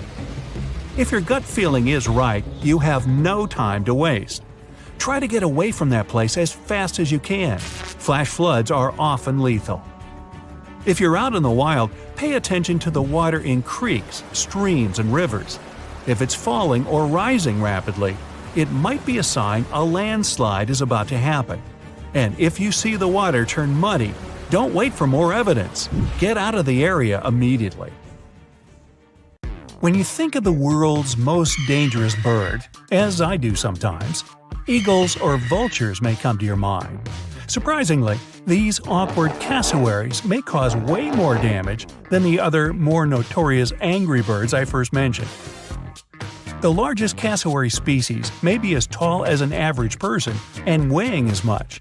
These plump birds can't fly, but neither can you. Plus, they run fast, so don't you try to escape from them. They can reach you even in water since they're great swimmers. They can run as fast as 30 miles per hour, so you might need a getaway car if there's a cassowary who's mad at you. But don't worry, their attacks are quite rare anyways. Mute swans are gorgeous, graceful creatures. At least that's what we all think. But touching one of these 28-pound birds is a bad idea. They have bony spurs in their wings that they use to take enemies out. Their wingspan is about 8 feet, and they can slap you with all of that. And they also bite. Don't ever get too close to one. They regularly go after humans, especially if the bird has younglings nearby. And don't let the name fool you either. They aren't mute. Swans can hiss loudly and even bark. Good warning signs that you're encroaching a bit too close. Humans and magpies have always had weird, almost love-hate relationships. These medium-sized birdies can be pretty aggressive at times, but if you treat them well, you'll probably become friends. They can recognize human faces, and they're sure to come back to your balcony if you treat them to something yummy. If you offend a magpie, they're gonna remember that too and bear some grudges, so keep an eye on your eye. Pardon the pun. Pelicans are symbols of love, and they say they're ready to sacrifice their own life to protect their offspring. Now it's clear why they can swallow the entire prey without even chewing it or tearing it. You just don't want to go near their nest. Sure, you're not a tiny fish and pelican beaks are too small for a human being, but you don't want to be bitten now, do you? Okay, this one's going to frighten you only with its name. A shoebill stork is an impressively large bird, up to 5 feet, just below the average human height. No wonder they can fight a crocodile. Alright, a baby crocodile, but they need only their super powerful jaw to win in one hit. Still not afraid? Well, they make blood-chilling noises as if you were in some action blockbuster movie. If you think these cowardly ostriches don't pose any danger, you got it wrong, twice. First, they actually don't shove their heads in the sand. It's an optical illusion. And yeah, how are they even supposed to breathe in the sand? Second, these guys are kinda overprotective parents. So if you ever want to approach their young, these heavyweight beasts who can run as fast as a car within city limits are gonna come for you. Not scared yet? Well, you should be. Ostriches are the closest living relatives to T-Rex, together with chickens. Watsines look quite harmless, except for their foul smell, but that's another story. But their babies have notorious wings. The chicks' flappers have 2 distinct claws that are multi-purpose. First, they are a sort of protection against predators, and second, they help them climb trees in case the baby's out of the nest. Once they grow up, the claws disappear just like milk teeth. Size doesn't matter at times. If you were a hummingbird, you'd have to eat almost 300 pounds of food per day to maintain normal weight with that little bird's metabolism. But the lifespan would be way shorter too, only about 3 to 5 years. If you dye your hair, you probably have more in common with a bearded vulture than you might think. We're probably the only 2 species in the world who use dye on purpose. Vultures dye their feathers with red soil to show their dominance over other birds. People, well, we just like changes. California condors may not be as large as an aircraft, but they're huge anyways. Their wingspan is almost 10 feet. These are potentially dangerous for people, but chances that you ever meet them are slim. There are only about 200 of them left in the US. Here you are, looking for something yummy in the fridge, but you just can't see what you really want. If you were a Bashan thrust, you'd break wind at the fridge. Sounds gross, but that's apparently the way these birdies look for hiding worms. They give them a gas attack, so the worms get shocked and yippee! They are now an easy target for a Bashan thrush. Hold your nose and bon appetit! Okay, enough of those funky stories. Let's look at the skies. You wouldn't expect a poisonous bird on this list, but alas, I present to you the hooded pitahui. Scientists found out they were poisonous when they kept experiencing numbness and a burning sensation after handling these birds. There are lots of toxins in their feathers, especially on the underside. The birds don't produce toxins themselves. They probably get them from the beetles they eat. Or how about the spur-winged goose? These guys are notorious for being toxic too, and the toxicity comes from munching on blister beetles. Blech. It's safe to touch them, but eating one can lead to irreversible consequences, wink wink. The toxin remains even after cooking. Another bird you don't want to eat is a common quail. Don't mix it up with a Japanese quail, which is usually kept as poultry. Common quails can be really poisonous, leading to even such dreadful consequences as kidney failure. It all depends on the certain plants this bird eats. Good news, it's only poisonous during the migration period, but it's yummy and safe outside the migration.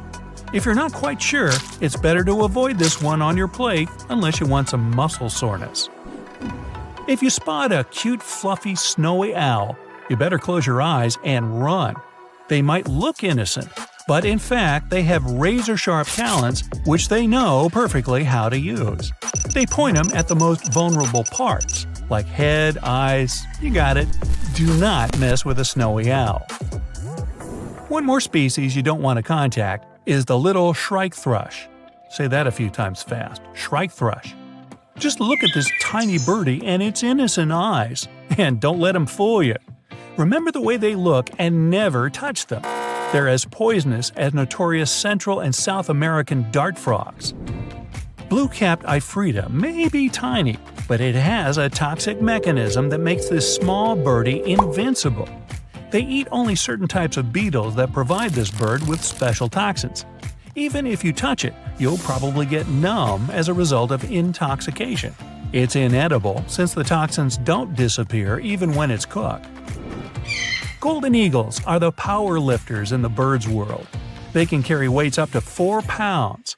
They pick up tortoises and other prey easily. These mighty birds are strong enough to steal a toddler, but they actually never do that. Moreover, in Mongolia, people even use these eagles to hunt wolves. Canada geese have been living close to humans for years, but they're still wary of us getting near their homes, especially in the spring mating season. At this time, the geese can chase and bite people they consider a threat to their eggs, mates, or babies.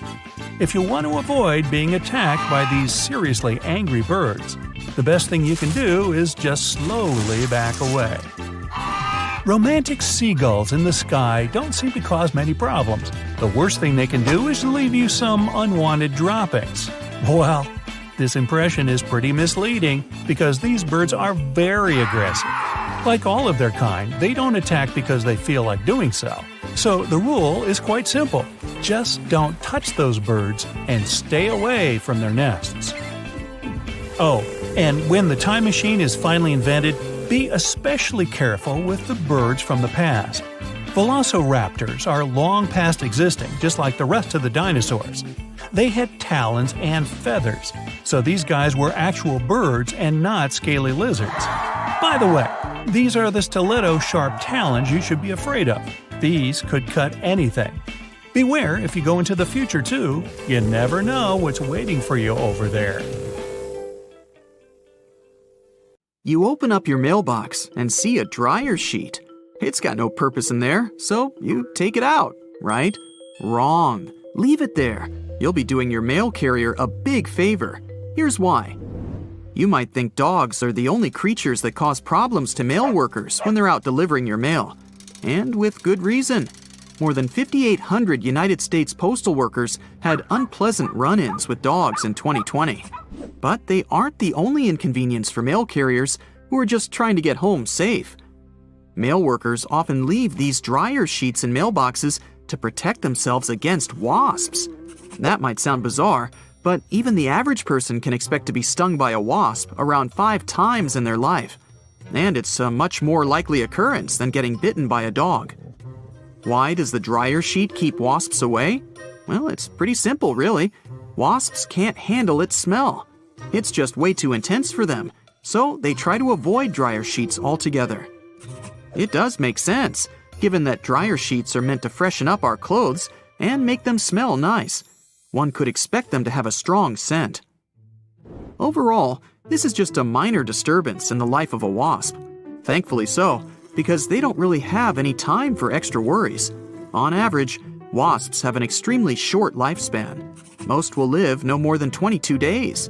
This, of course, doesn't apply to the queen, that sometimes lives for as long as a full year. But it's still nice that, while the rest are here, they don't have to worry about flying into a dryer sheet everywhere they go. It's funny that the wasps that live for such a short period of time probably relate more to mail carriers, who are trying to avoid them, than their much-worshipped queen. This is because their 22 days of life are all about work. They each have their individual jobs, which ultimately revolve around building a suitable nest to ensure the protection of the queen. In this queen's nest, there are 2 different types of wasps: drones, which are males, and workers, which are females. The latter, in particular, are extremely diligent creatures. Worker wasps start their lives by helping to feed developing larvae. The larva is an immature insect, fresh out of an egg, which is yet to develop into its grown-up form. This stage of the worker wasp's life typically lasts for 3 to 4 days. After that, they begin to perform tasks that involve leaving the nest, such as collecting water or bringing back wood material, which is what nests are made of. The water they bring back is then spat out by the worker wasps and used to enlarge the entrance.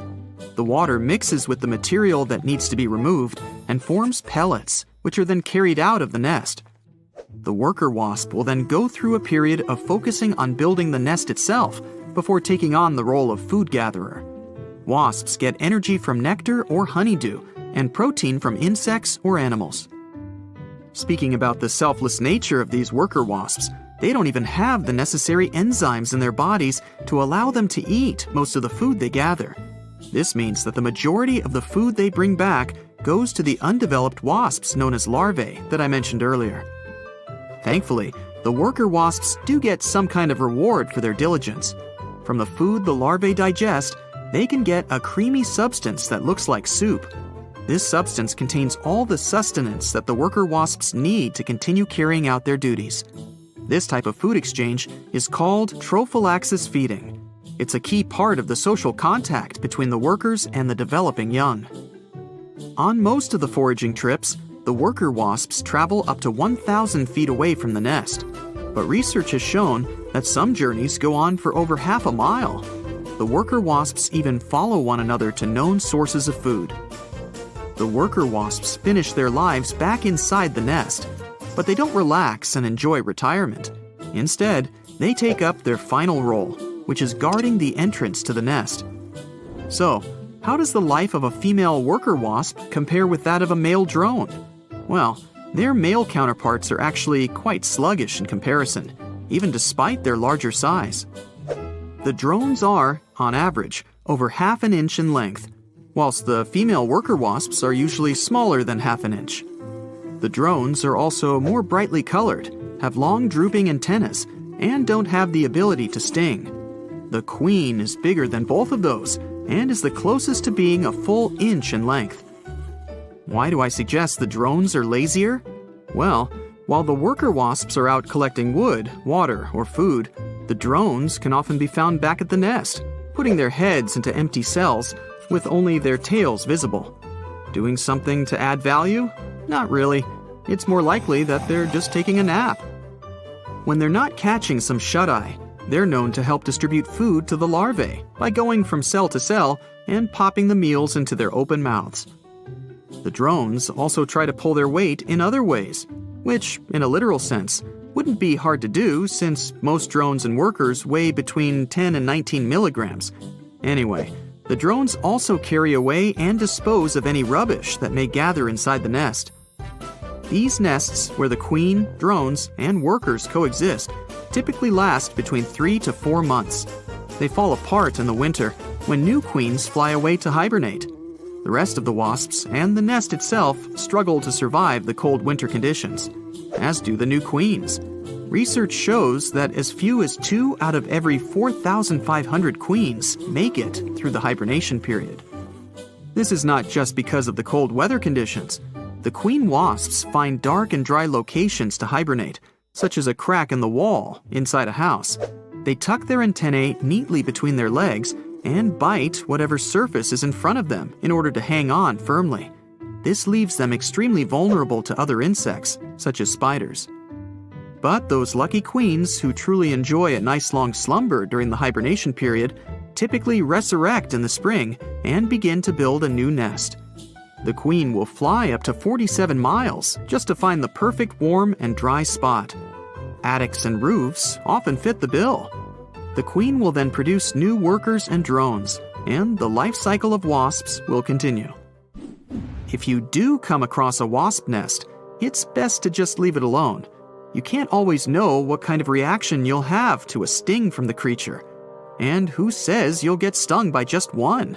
The average wasp nest can hold up to 10,000 members during the peak of the summer. It's best to leave the nest to pest control services. But what precautions can you take to avoid any unfortunate encounters with wasps in general? We owe thanks to mail carriers for making us aware of dryer sheets. But what else can we do? You can start by not leaving any food lying around. This is the main attractor of wasps, be it foods full of protein, like chicken, or sweets, like ice cream. Make sure you wash your dishes, cover any food you keep for later, and remove all leftovers as soon as you're done feasting. While wasps hate the odor of dryer sheets, things like flowers and fruits greatly please their sense of smell. You should pay attention to any perfumes, lotions, or hair care products that you use. Wasps may mistake them for nectar while out looking for food. You can also be practical about your defensive strategy against wasps. You can use your clothing to your advantage. Wear long sleeves and trousers. Stay away from sandals. You can avoid getting unnecessary attention from any nearby wasp by wearing red clothes, as it's the only color of the rainbow that they can't see. Most importantly, and I know it's easier said than done, so don't get mad at me for saying it, stay calm. Research has shown that waving your hands, panicking, and causing a commotion when a wasp lands nearby actually increases your chances of getting stung. I hope this will help you to protect yourself when you're around wasps. In the meantime, keep helping our great male workers out and leave those dryer sheets exactly where they are. Well, it's that time of year again, spring cleaning. Making your way outside, you grab the duster and broom to get rid of all those cobwebs on your windows. They don't stand a chance this time. Removing one cobweb after the other, you suddenly notice some weird-shaped mud stuck under the eaves and porch. What's this? It suddenly dawns on you. These have to be mud dauber wasp nests. You're probably thinking there's a swarm of them around with so many nests being side by side. Luckily, mud dauber wasps are solitary insects. Whew! All those little mud huts are filled with paralyzed spiders. Sometimes, even up to 500 spiders can be trapped in these lockers, just waiting for the wasp young to hatch. If the nest has holes, it may indicate the nest is inactive or old, as mud dauber wasps create holes when they leave the nest. If you're not going to remove them, it's best to wait until nighttime when they're not as active. While they're pretty placid, if they feel threatened, they won't hesitate to sting. Looking like someone got halfway through building one insect and forgot what part came next, the mole cricket is one insect that really looks out of this world. With claws like a mole, a body of a cricket, and the head of a shrimp, this critter is like the platypus of the insect world. They're not venomous and will only bite if you trap them inside your hand. And if you really annoy it, it's got something else up its sleeve – the wings. They can spit a foul-smelling brown liquid from their body, just like a skunk. So just let them leave your home and there will be nothing to clean up. Rock pools are teeming with all sorts of plant and animal life. Sea creatures such as starfish, seagrass, hermit crabs, tiny fish, and all types of octopuses. If you come across this tiny blue-ringed octopus, it's best to leave it alone. It's flashing neon blue at you for a reason. This miniature octopus has a venomous bite that's 1,000 times stronger than cyanide, with no antidote available. Don't poke it with a stick or try to pick one up. It's not worth the trip to the hospital or the morgue.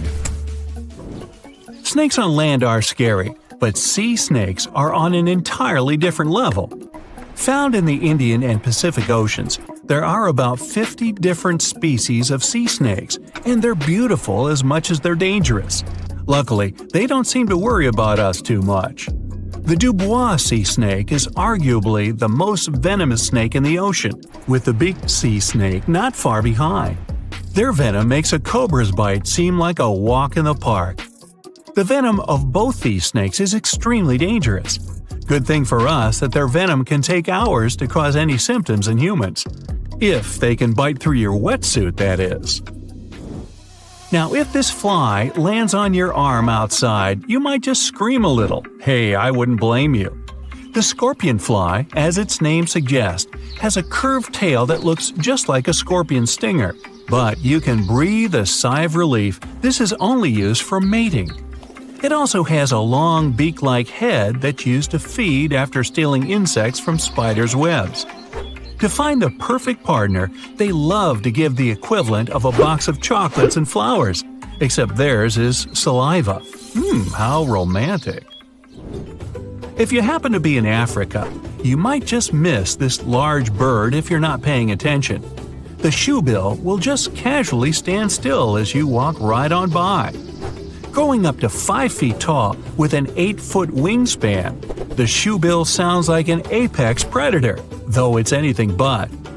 Known as one of the most slow-moving birds, almost statue-like, the shoebill just eats fish near the surface of the water without a care in the world. This bird isn't afraid of humans at all. While they won't naturally come over to talk about the weather, they'll allow us to get close enough for some photos.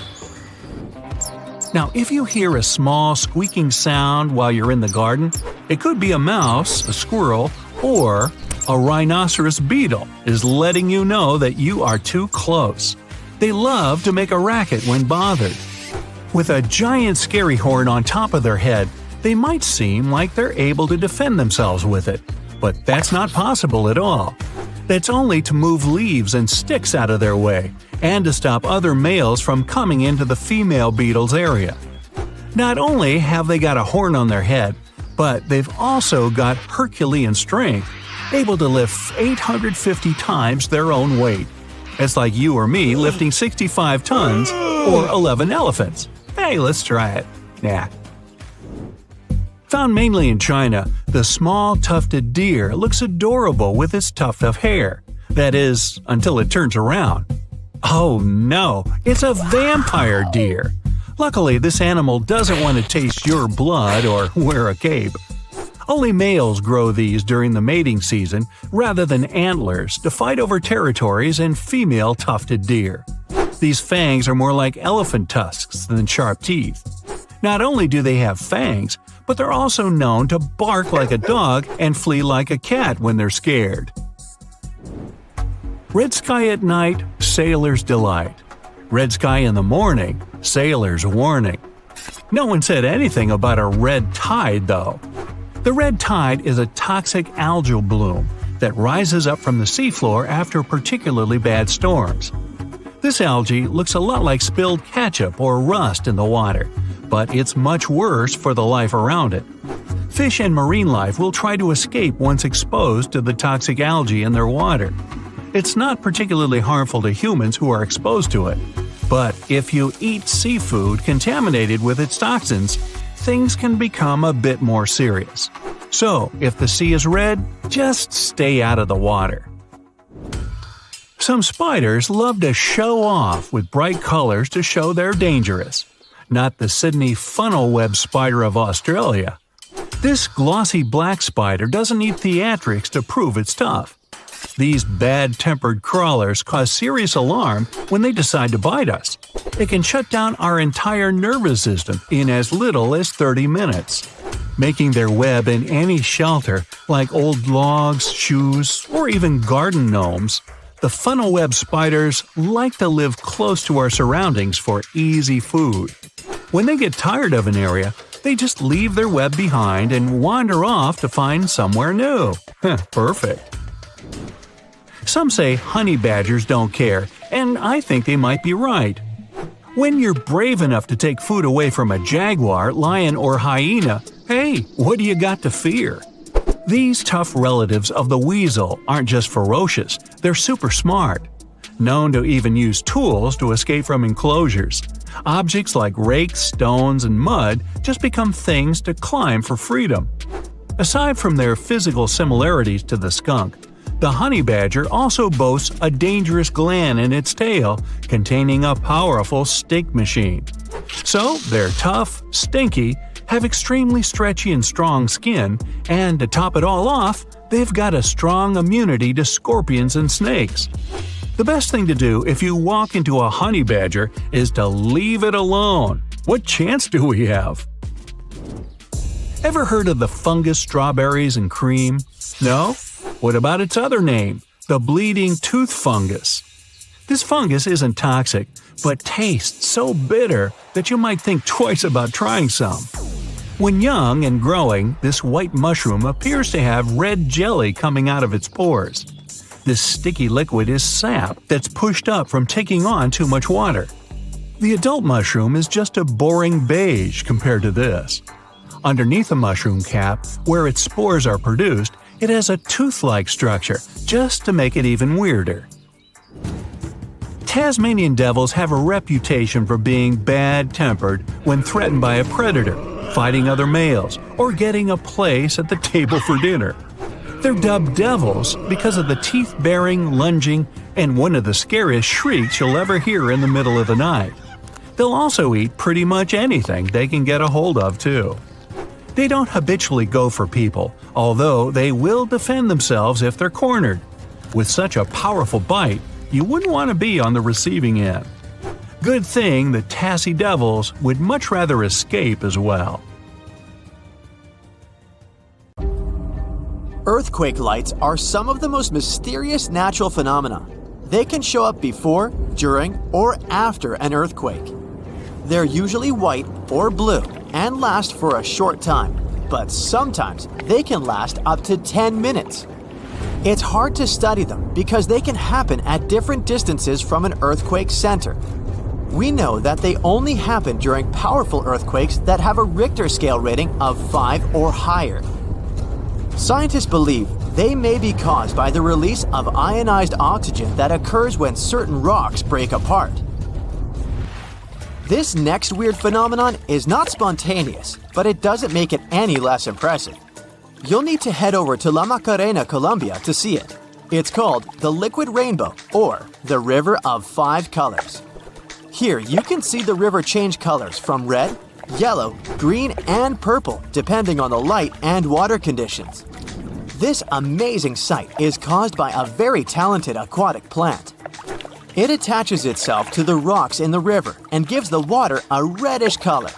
The water is also very clear, with very few particles floating in it, making the red pigments show even clearer. Should you ever reach this amazing destination, you'll also meet diverse fauna hanging around the lake. Red macaws can be seen at this location, as well as howler monkeys.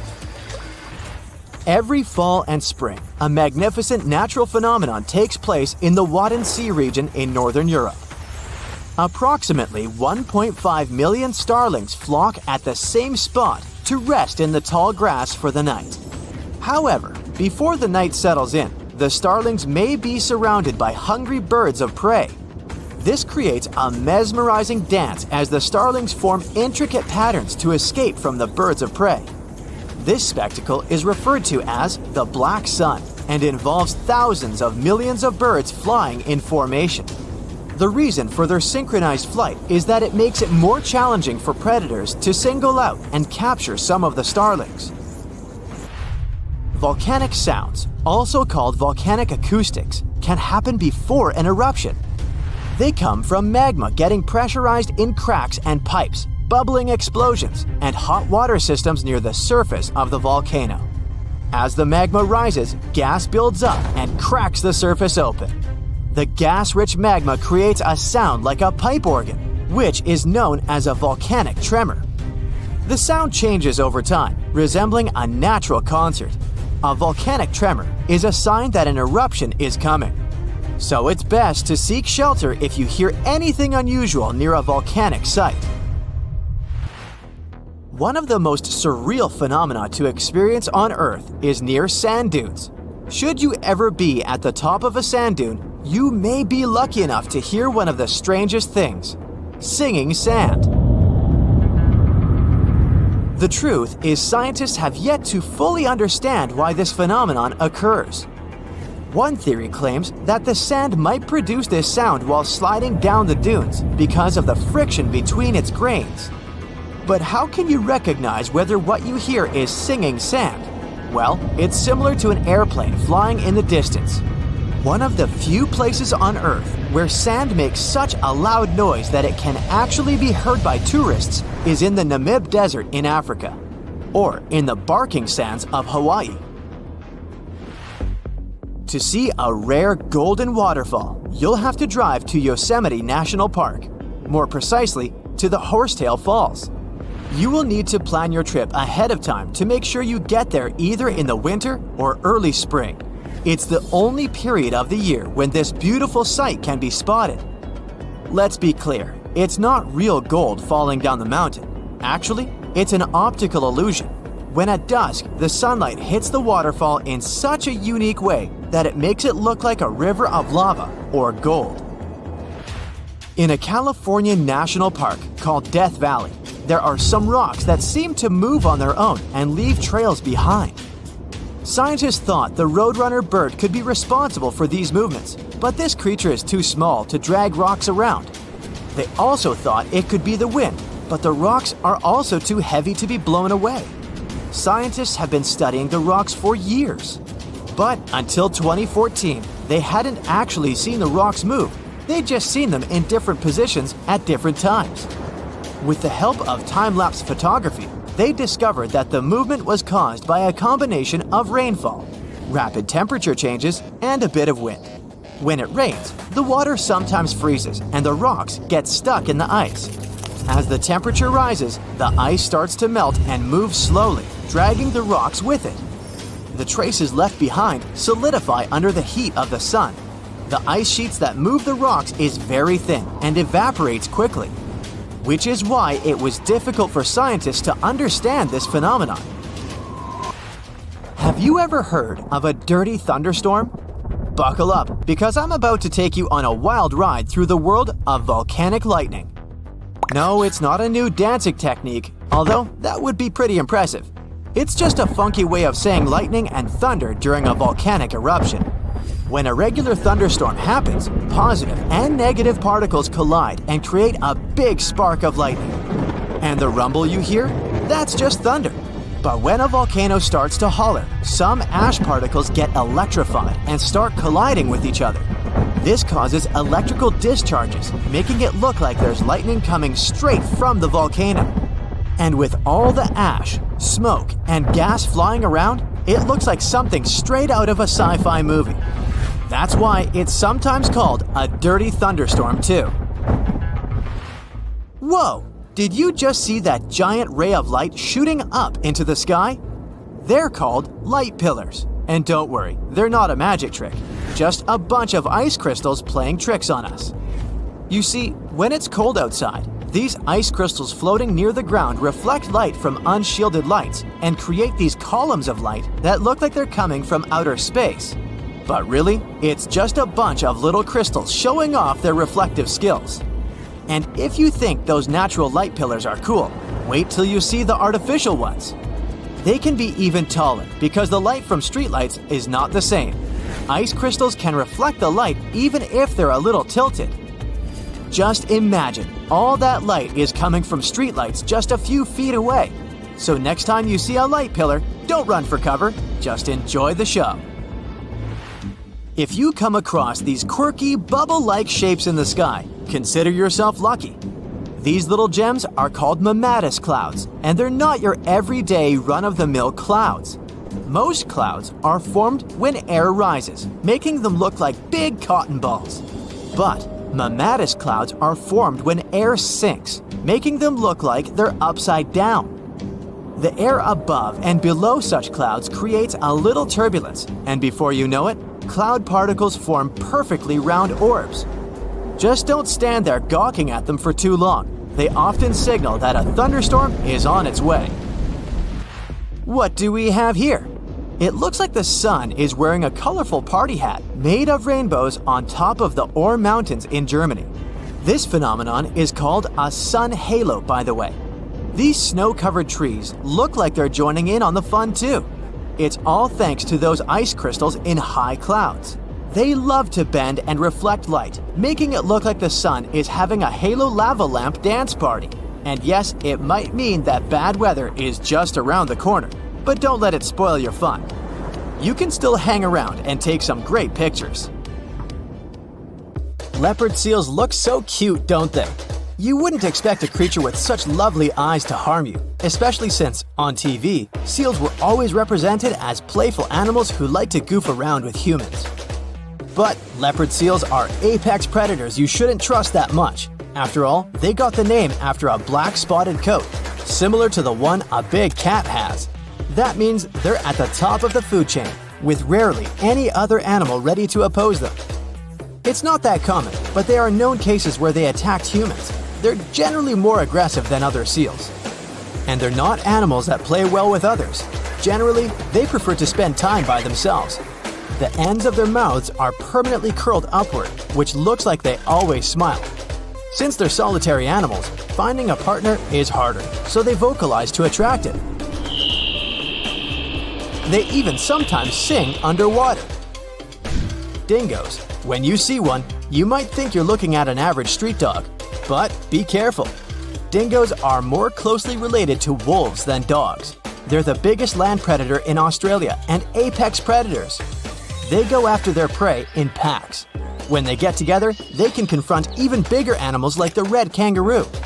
They generally avoid humans, but when in significant numbers, you should avoid them. Who doesn't love pandas? Because they look so adorable and innocent. They've become a symbol of kindness and peace. Also, they're very lazy since they spend most of their time resting and eating bamboo. Sounds peaceful, but you better not mess with them. If you accidentally cross a panda's territory, or the animal senses you're a danger, it can hurt you. They have strong jaws and claws, and in most cases, they're way stronger than humans. They rarely attack humans, but you're safer knowing that pandas are one of those animals you should leave to enjoy their own peace. Slow loris. These animals are so slow that even when something dangerous is approaching, they just stop moving. And don't let their big wide eyes and tiny nose get you. This creature may be adorable, but its bite is venomous and can get you into a lot of trouble. Scientists say slow loris tends to mimic a cobra. It's one of the few venomous mammals in the animal kingdom. And they don't secrete the venom in their mouth like a majority of other animals. Their secret lies in a sweat gland on their arms. So when you think about it, it's not a cute teddy bear, but more like a real little monster. The same goes with koalas. They look so calm, but they'll also attack you if they see you as a threat. It's not that they're typically dangerous animals. They spend most of their time high in eucalyptus trees, since they sleep 22 hours a day. And if you came across a koala in the wild, the animal would probably just climb higher so it could avoid you. But if it felt threatened, it would most likely use its teeth and claws as a defense. A swan does not only look delicate and graceful, but romantic too. Many associate swans with true love, but in their case, love hurts because these animals could really harm you. If they see you as a potential danger, They'll do whatever it takes to protect themselves and especially their young. First, they will start hissing like a cat and then flap their giant wings. You should already be running at this point because they can use their strong beaks to pull, bite, and hit with their powerful wings. Platypus. This one looks a bit like a mythical creature and a combination of different animals. Take a look at its webbed feet and the snout. Definitely a duck, right? It has the fur of an otter and a paddle tail like a beaver, and they look so graceful when you see them swimming underwater using their webbed front feet, but they're not so elegant while walking on land. You see their nails come out so they can walk better. Also, the males are venomous. You can see sharp stingers on the heels of their rear feet. And remember, they'll use them for self-defense. Poison dart frog. A toad looks way more dangerous than this small charming one that looks surprisingly beautiful, considering it's a frog. But in reality, a toad is just not that good looking. It won't harm you, unlike a poison dart frog. There are over 100 poison dart frog species, and they all have different toxicity levels. The golden one is the most dangerous, that can take down 10 humans if they only touch it. A hedgehog has a special place in most people's hearts. Looking at this cute creature curling up like a little ball and running so innocently. But it's still a prickly animal that uses the spikes when it feels it needs to defend itself from something dangerous. Its quills can puncture your skin, and well, that hurts. The anteater.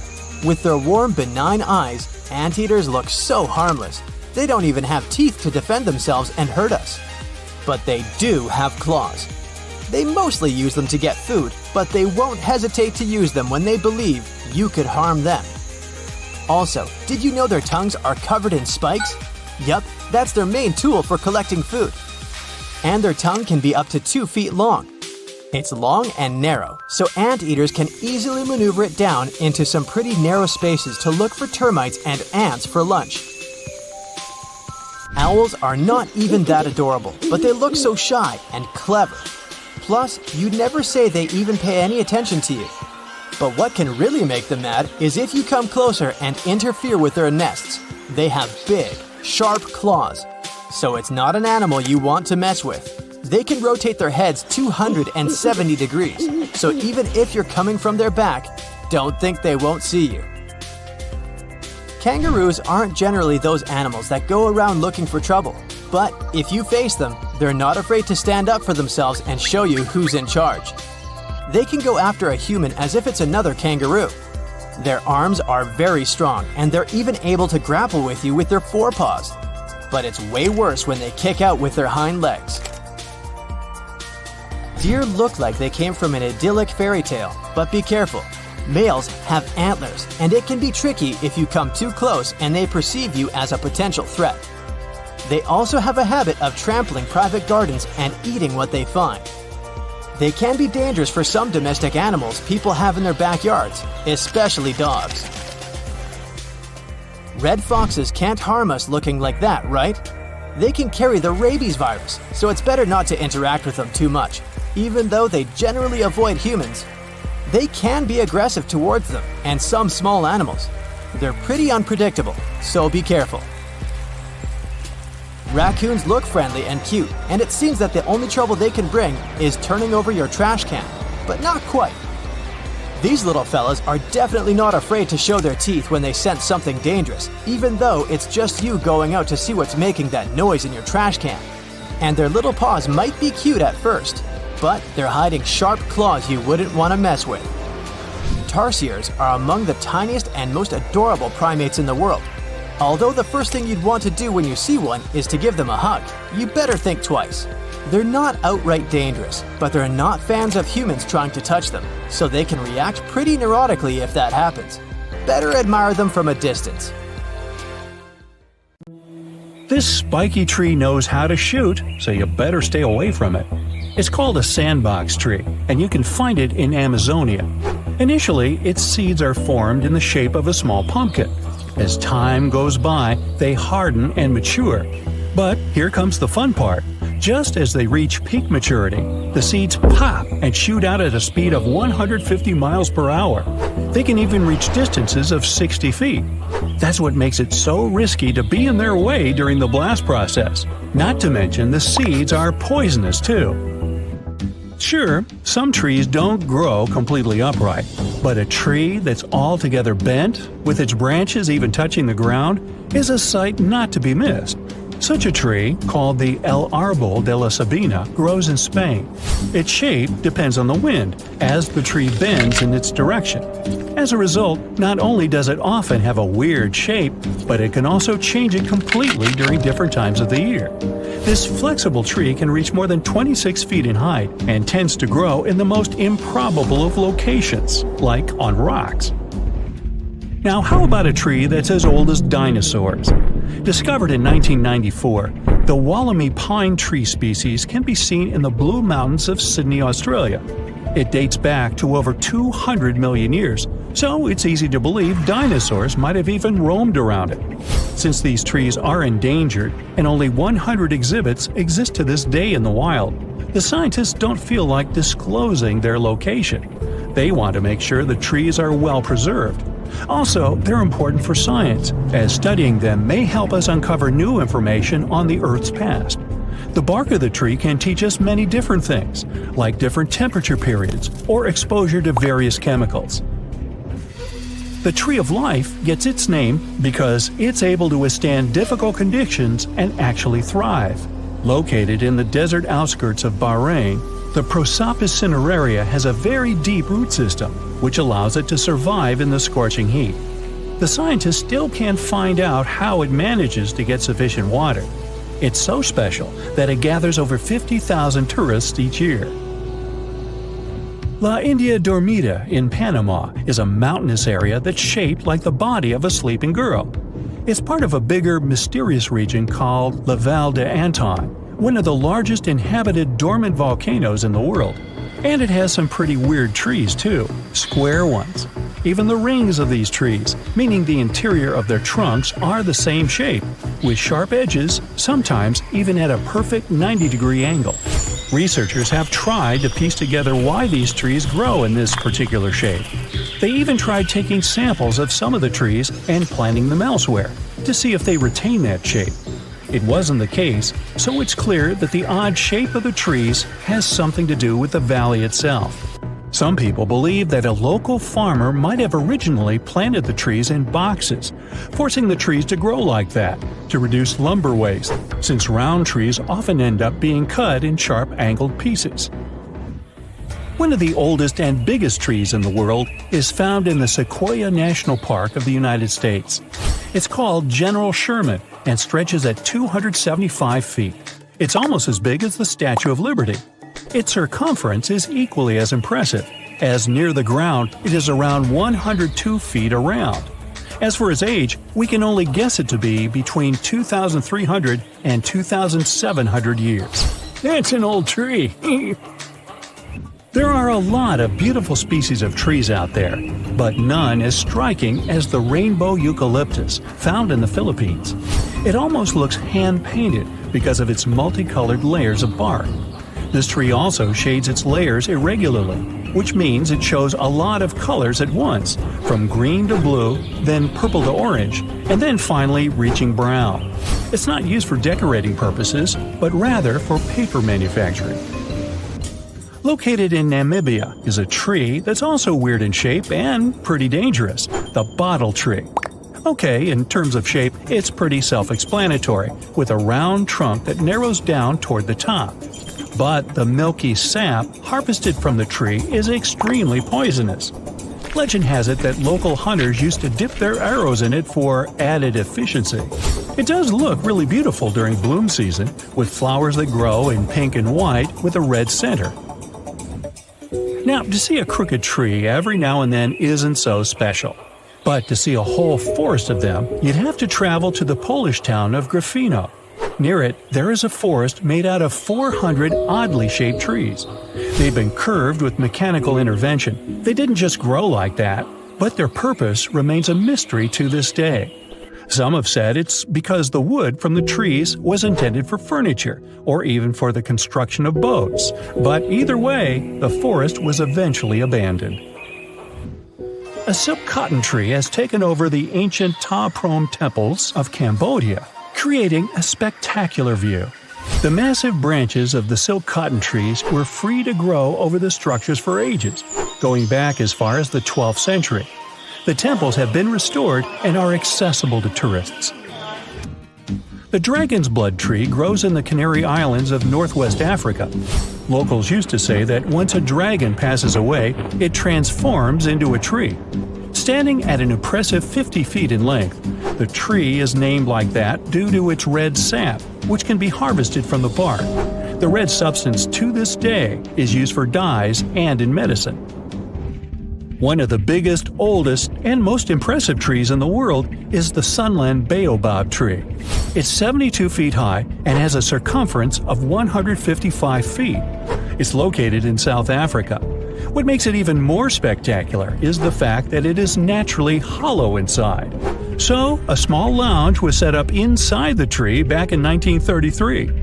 It initially could support up to 20 individuals, but it can now host up to 60 people. Not to mention, the tree dates back over 6,000 years. The silver birch tree spread across Scandinavia and northeast Europe and found a way to reflect light. Its bark became lighter in color, and during the colder season, when its branches also freeze over, the site is something of a natural winter wonderland. It also developed a partnership with a fungus that connects to its roots and fans out under the forest, gathering up nutrients that trees can't reach. For these services, the tree gives the fungus sugars in return. The birch's companion is dangerous and shouldn't be consumed by people. It's easy to recognize with the classical scarlet-topped red-sprinkled mushroom head. A natural festival not to be missed is Japan's cherry blossom season.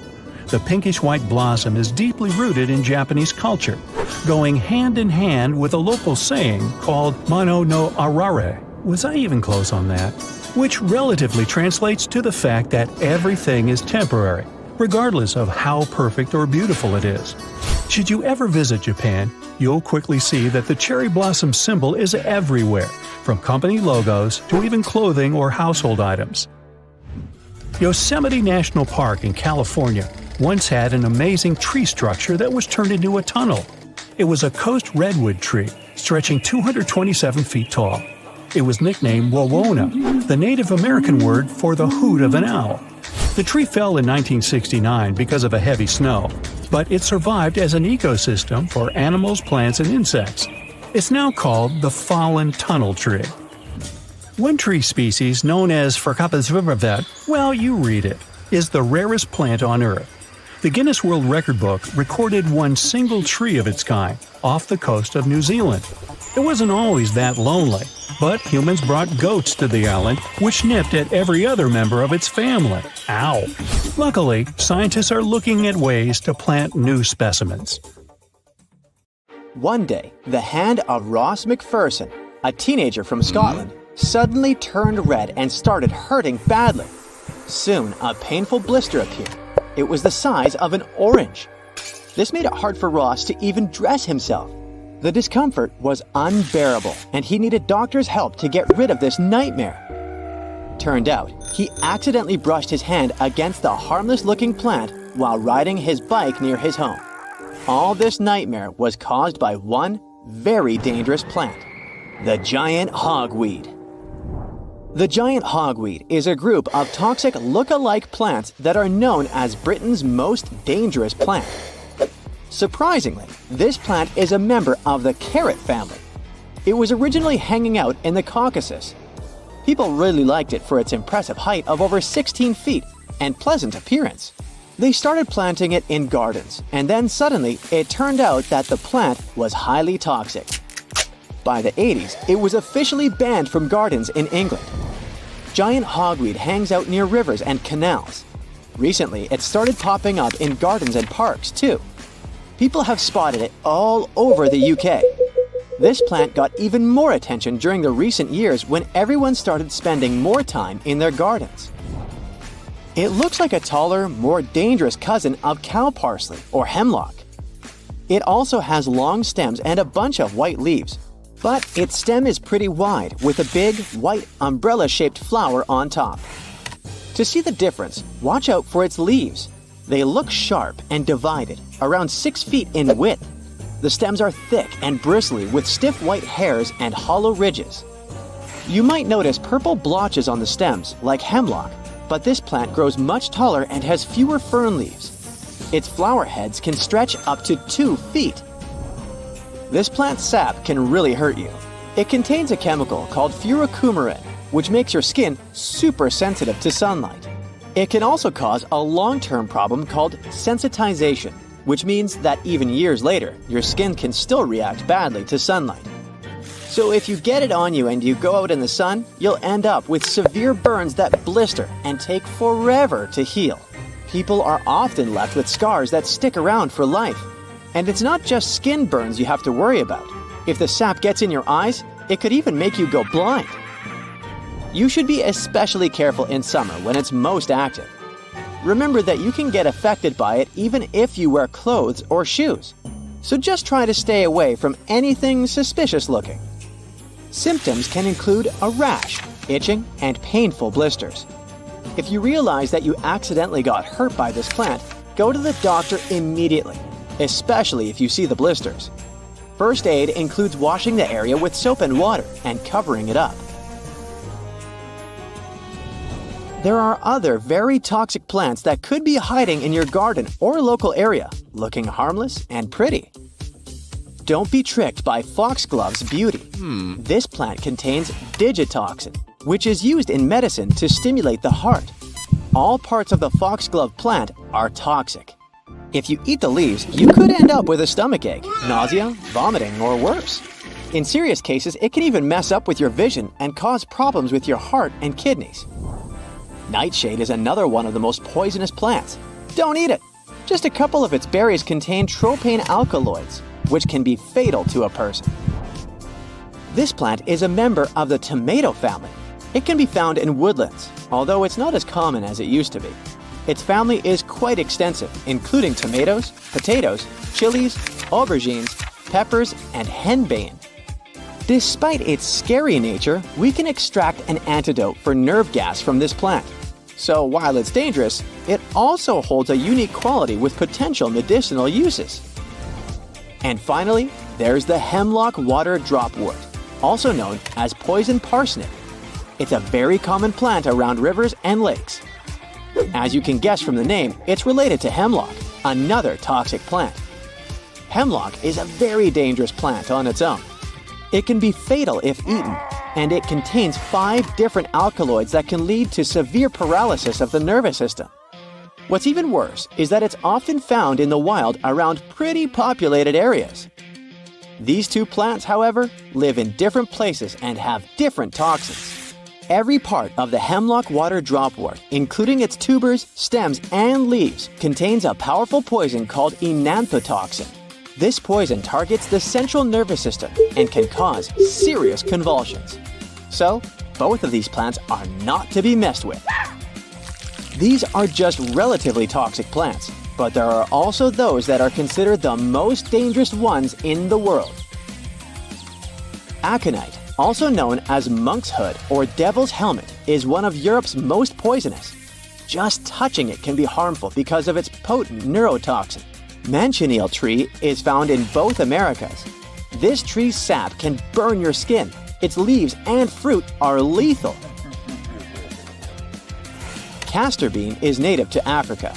This shrub's seeds contain ricin, a toxin that's said to be 6,000 times more poisonous than cyanide. But it also has an upside. Castor oil can be extracted from these seeds.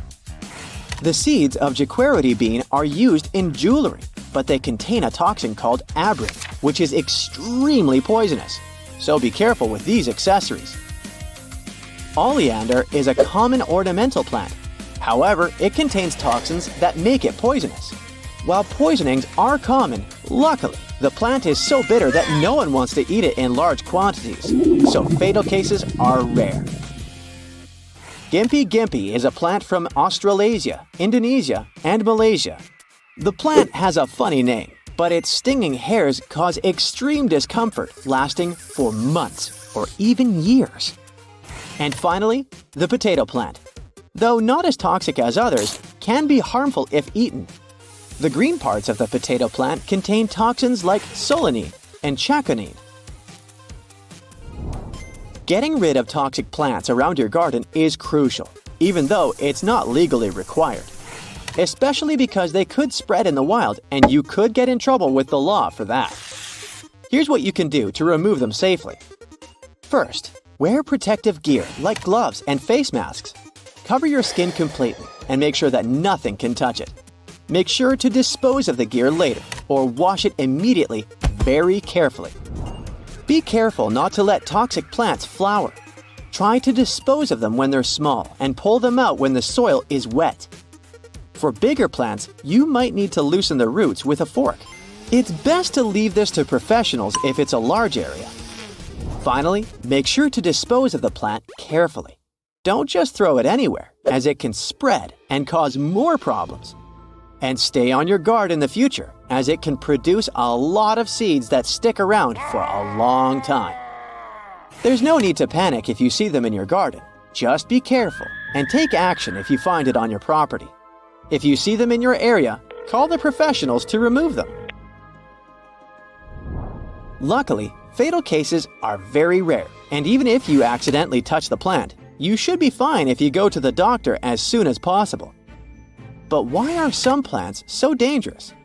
It's all about chemistry and how plants have evolved over time. Plants develop toxins to protect themselves from being eaten by animals. If a plant is slightly more toxic than its neighbors, it has a better chance of surviving because animals will avoid it. Interestingly, most of the plants became dangerous to scare away large ancient animals like woolly mammoths or aurochs, not humans. Because of that, these toxins often aren't fatal. The plants only wanted to make those who ate it feel unwell so animals would stop eating the plant. Now, these large animals are extinct and nobody touches these guys. Unfortunately, they've already evolved to stay paranoid, so all we can do is stay as far away from them as possible. Texas is home to some of the oddest, creepiest, and most unusual animals you've ever heard of. It might come as a surprise, but this state is full of creatures you'll hardly see in other places. So, let's have a look at the most amazing ones. This truly beautiful bright blue creature is called the blue sea dragon. Despite such an imposing name, the critter is actually tiny, usually no bigger than a grape. You may find it on the beach or floating beside you in the water. Now, you need to remember one thing. However pretty this little slug may look, never ever touch it. One tourist spotted a few of these pretty dragons on the shore of Mustang Island. He scooped one of the creatures up. He wanted to film it. Luckily, he put it back into the water before it could sting him. Otherwise, it would have ended badly since the blue sea dragon is venomous.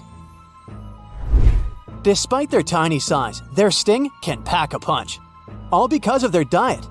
Their favorite dish is the Portuguese man-o-war, a jellyfish that has enough venom to paralyze small fish and crustaceans. The blue dragons first use mucus to neutralize the jellyfish's infamous stinging cells. And then they steal these cells from the man-o-war's tentacles and store and concentrate them within their own tissues.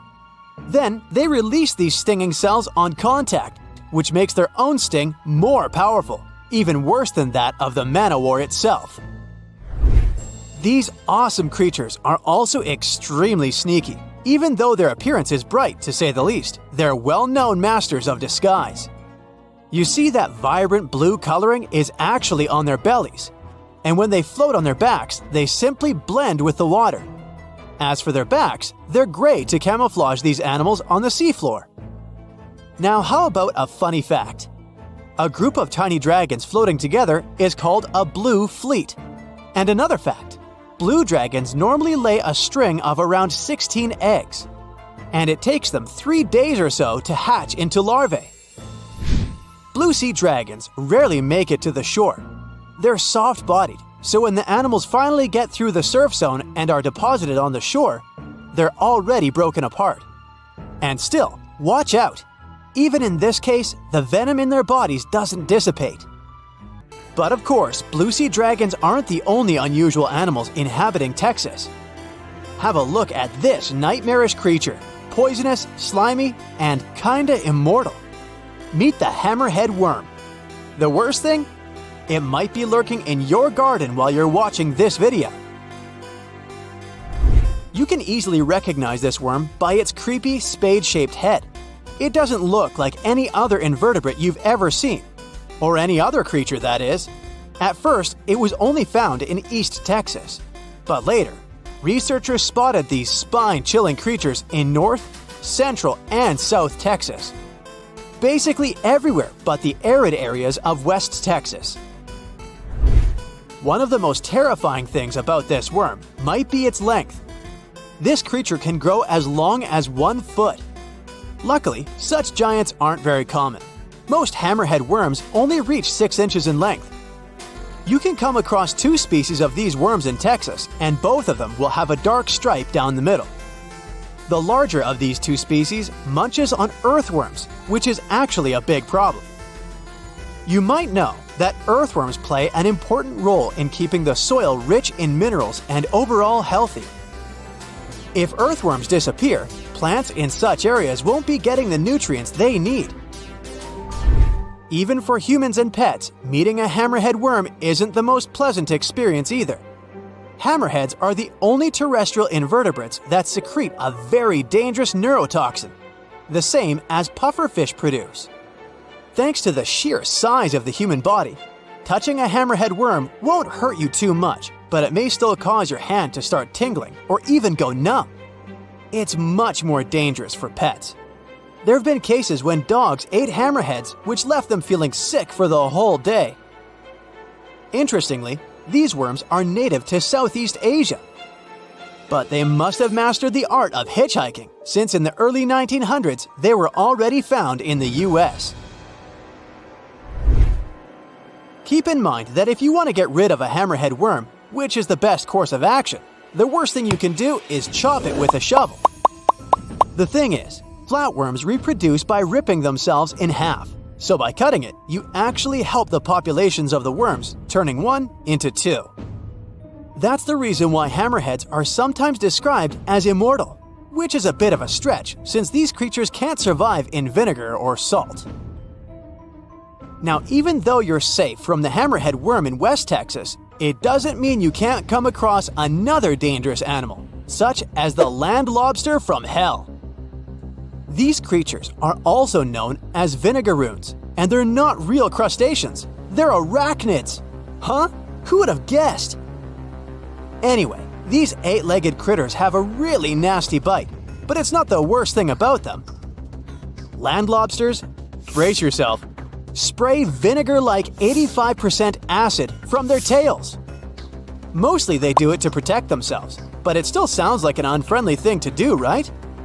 A land lobster can also pinch a finger that's gotten too close with its heavy mouth parts. At the base of their abdomens, vinegaroons have long whip-like tails. That's why these arachnids are often called whip scorpions, even though they're neither related to scorpions nor have stingers. Summer rains lure these arachnids out of their burrows in search of food and love. Luckily, experts claim that land lobsters aren't poisonous to humans, but they're very likely to leave a mark with their large pinchers, which they use to capture insects. Vinegaroons can be considered useful since they eat millipedes, crickets, scorpions, and cockroaches. They hunt by sensing the vibrations of their prey with those long front legs of theirs. Since land lobsters prefer to come out after dark, you aren't likely to see one in the daylight. But if you stumble upon one, check it out. If it's a female, it may be carrying her hatchlings on her back. Now, imagine it's the middle of spring and you're walking among blooming flowers and greenery. Suddenly, you spot something extremely bizarre on the ground. The animal looks cute, fluffy, and soft-looking. The desire to touch it is irresistible. Watch out!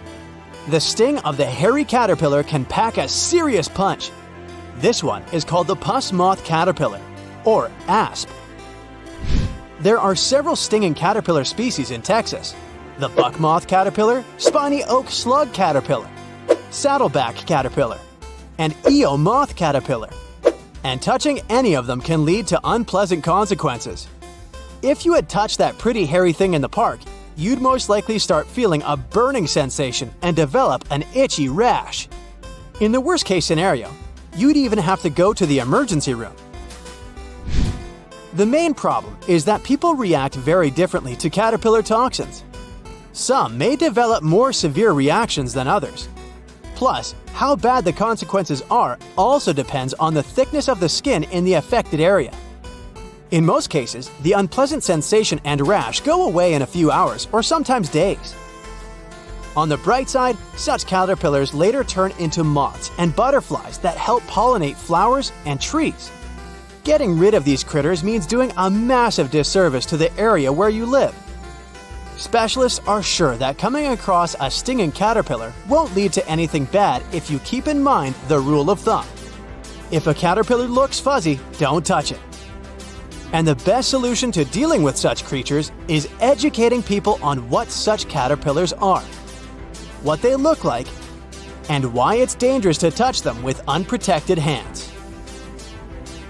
Although the Da Vinci Code might not hold the same level of mystery as the Da Vinci Code, deciphering it can offer crucial protection against potential burglaries. This code consists of a series of cryptic notes and alerts that burglars use to communicate with each other, warning their accomplices about the risks and challenges they may face when targeting a specific property. By understanding and decoding the Da Vinci Code, we common people can effectively safeguard our homes and belongings against intruders, ensuring enhanced security and peace of mind. Look here, a cute garden gnome. Welp, if it doesn't belong to you and you didn't place it in your garden yourself, it's the Da Vinci Code. Police are warning about a concerning trend involving the placement of Christmas gnomes in gardens. These are not some gifts, and they aren't placed by mistake, as these gnomes may be used as a signal by potential burglars to determine if a home is vacant. So you gotta always remain vigilant and take steps to secure your property. Some authorities report that a band of serial burglars in Fairfax County, Virginia have been breaking into homes using bouquets of flowers and spray paint. Apparently, a lady would show up at the door with flowers, but if no one answered, she'd head back to the car. Then, two guys would bust in and steal stuff like jewelry and cash. They've been trying to stay incognito by interfering and covering up home security cameras. Thieves are drawing secret symbols in the street to communicate with other criminals about potential targets. These symbols can indicate whether a home is affluent, has already been robbed, or does not contain valuable items. Alarmingly, they can also signify if there is a vulnerable woman living in the house, or if the occupant is easily frightened or gullible. Law enforcement officers have deciphered the meanings behind several of these symbols. For example, an X suggests the home is a good target, while an X enclosed within a circle indicates there is nothing worth stealing inside. A capital D with a line through it signifies that breaking into the house is too risky, while 5 circles in the form of a star indicate a wealthy property. Additional symbols can reveal if a home is equipped with an alarm system or has been previously burglarized. Those signs aren't the only things you have to keep an eye out for. Watch out for unfamiliar solicitors who may seem out of place or suspicious when knocking on your door. If they're unable to provide proper identification or a valid reason for being there, it's best to proceed with vigilance. Be cautious of anyone claiming to be from a utility company, but unable to provide a legitimate ID. They may have ulterior motives for wanting access to your home. It is important to remain vigilant and aware of your surroundings, especially when it comes to individuals who may be lingering around your residence. Keep a watchful eye out for anyone who appears to be loitering near your home, jotting down suspicious notes, or simply watching your property with a keen interest. This behavior could be a red flag that someone is monitoring your movements and activities, potentially in search of weaknesses or vulnerabilities in your home security. Make sure to report any suspicious behavior to the authorities and take necessary precautions to protect yourself and your property from potential threats. Also, Be wary of individuals pretending to be survey takers or conducting market research. While some surveys may be genuine, scammers could use this as a way to gather information about your home security and routines. Keep an eye out for charity groups who may seem more interested in your home than your beliefs or donations. This could be a telltale sign of a potential scam. Also, look out for any unidentified vehicles in your neighborhood, as they may be scouting for potential targets. If you find your mailbox jammed with unwanted leaflets or flyers, it could be a sign that someone is keeping a close eye on your home or trying to gather information. Burglars may try to create a fake accident to trick you into leaving your home. Be cautious and don't fall for that. If you're in doubt, always call 911. Additionally, be wary of strange phone calls where the caller remains silent. If you receive repeated calls like this, it could be a signal that your home is being targeted by burglars who want to see if you're there. Finding a pizza flyer or a newspaper under your welcome mat might also indicate that your home is being scoped out. If these items are left overnight, it could suggest to potential intruders that the house is empty. Be sure to remove them as soon as you return home. Formerly one of the most highly sought-after criminals in the country, Adrian Pritchard is now determined to assist individuals in avoiding the break-ins he once carried out. Pritchard spent a decade engaged in criminal activities, committing hundreds of burglaries that started when he was just a kid.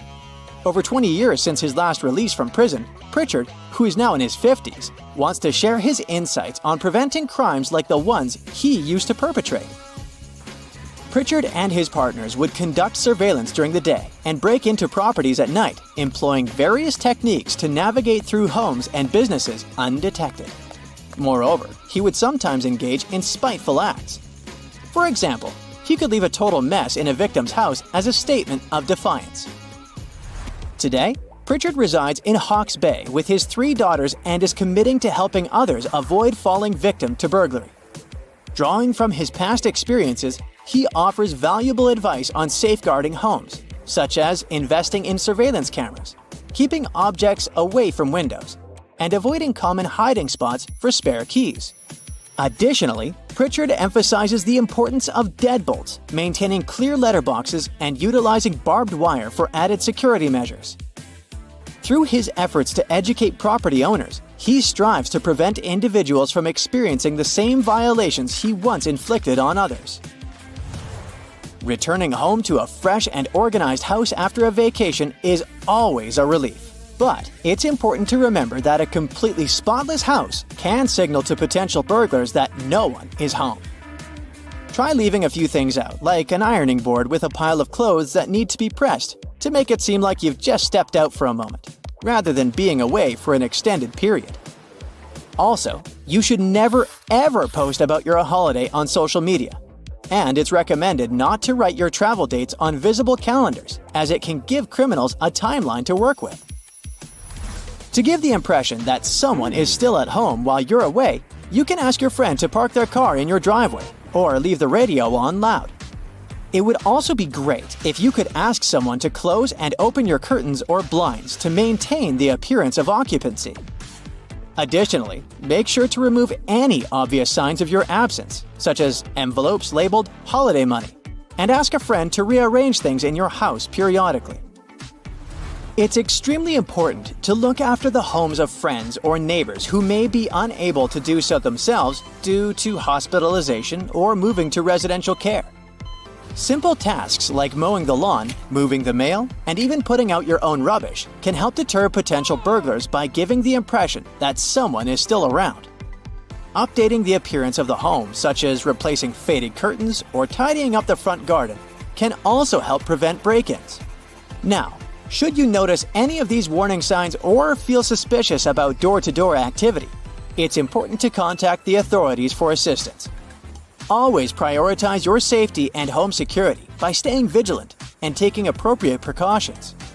Remember, while these signs may not always indicate criminal activity, they should prompt you to take necessary action.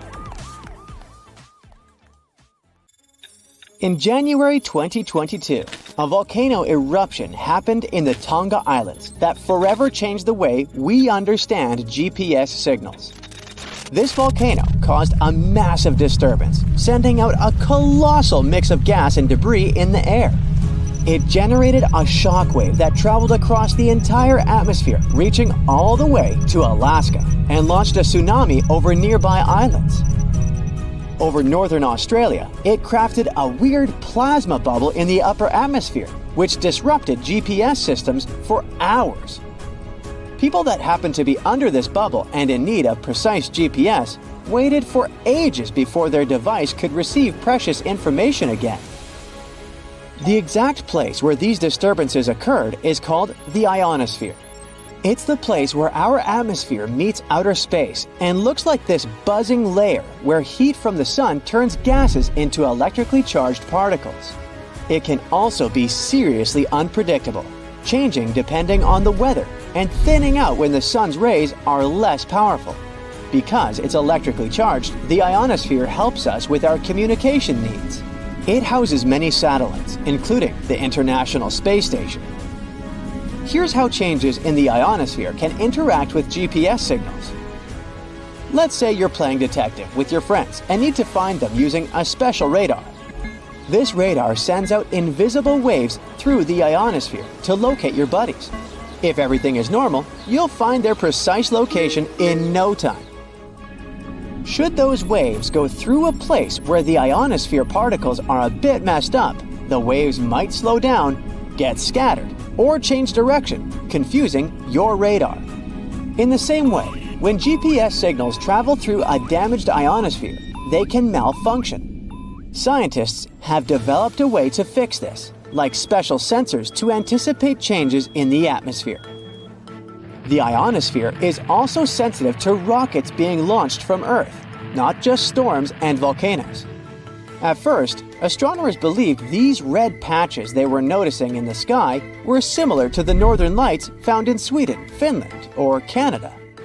But they soon figured out there were gaps in the ionosphere. Beautiful to look at, yes, but experts are worried that these crimson areas might be causing communication and astronomy problems that we've yet to discover. Since scientists don't know all the effects of these holes on our environment, it's best to steer clear if you see a red hole in the sky, just to be safe. But at least they seal up within 10 to 20 minutes. Mars has its own eerie set of lights happening in the atmosphere, and you'd think, since it's the red planet, these lights would also be red. Should you ever land on its surface, surprise! At times, the sky turns to a green glow. This unexpected hue could be very important for future Mars trips, since it can help specialists better understand the Martian atmosphere. Or what's left of it. That's because at some point in its history, Mars switched from being a warm and wet world to the cold, dry plains we know today. How is Mars slowly losing even what's left of its atmosphere? One popular theory is that Mars's weak gravity, combined with the fact that it doesn't have a strong magnetic field, lets the atmosphere escape into space. This vulnerability comes from the solar wind, a constant flow of particles from the sun. The sun's push over millions of years may have thinned out the atmosphere, grabbing the lighter parts. Some scientists suggest another possibility. A colossal impact by another object might have swiped Mars's atmosphere away. Studying this greenish glow is key to understanding what's going on the Martian atmosphere, a place satellites can't directly explore. Since we plan to visit this neighboring planet in the following decades, scientists intend to develop the perfect spacecraft. Knowing its atmospheric density helps us build machines tough enough to handle Martian drag, and we can design parachutes that gracefully descend to the Martian surface. See these amazing purples and greens lighting up the sky? That's not your typical aurora. It's Steve. First discovered by regular people, not scientists, some years back. We now know it's the aurora's more elusive cousin. Steve is short for Strong Thermal Emission Velocity Enhancement and was caught on camera back in 2018 by a bunch of amateur aurora chasers in Canada. They then brought it to the attention of NASA scientists. Here's how this is different from the aurora, starting with the appearance. Steve is more of a magenta streak, while the aurora is usually made out of green ribbons. Auroras happen when particles from the sun interact with the Earth's magnetic field and atmosphere, causing gases to emit light. Steve is thought to be a separate optical phenomenon that sometimes appears alongside auroras.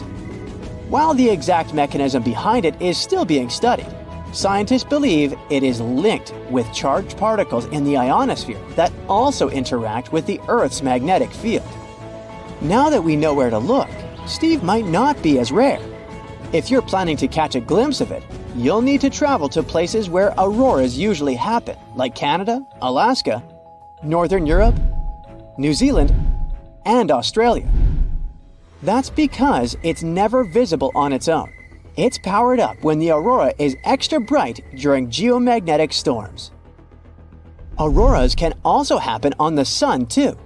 These luxurious lights happen somewhere around 25,000 miles above a sunspot, a dark magnetic patch on the sun's surface.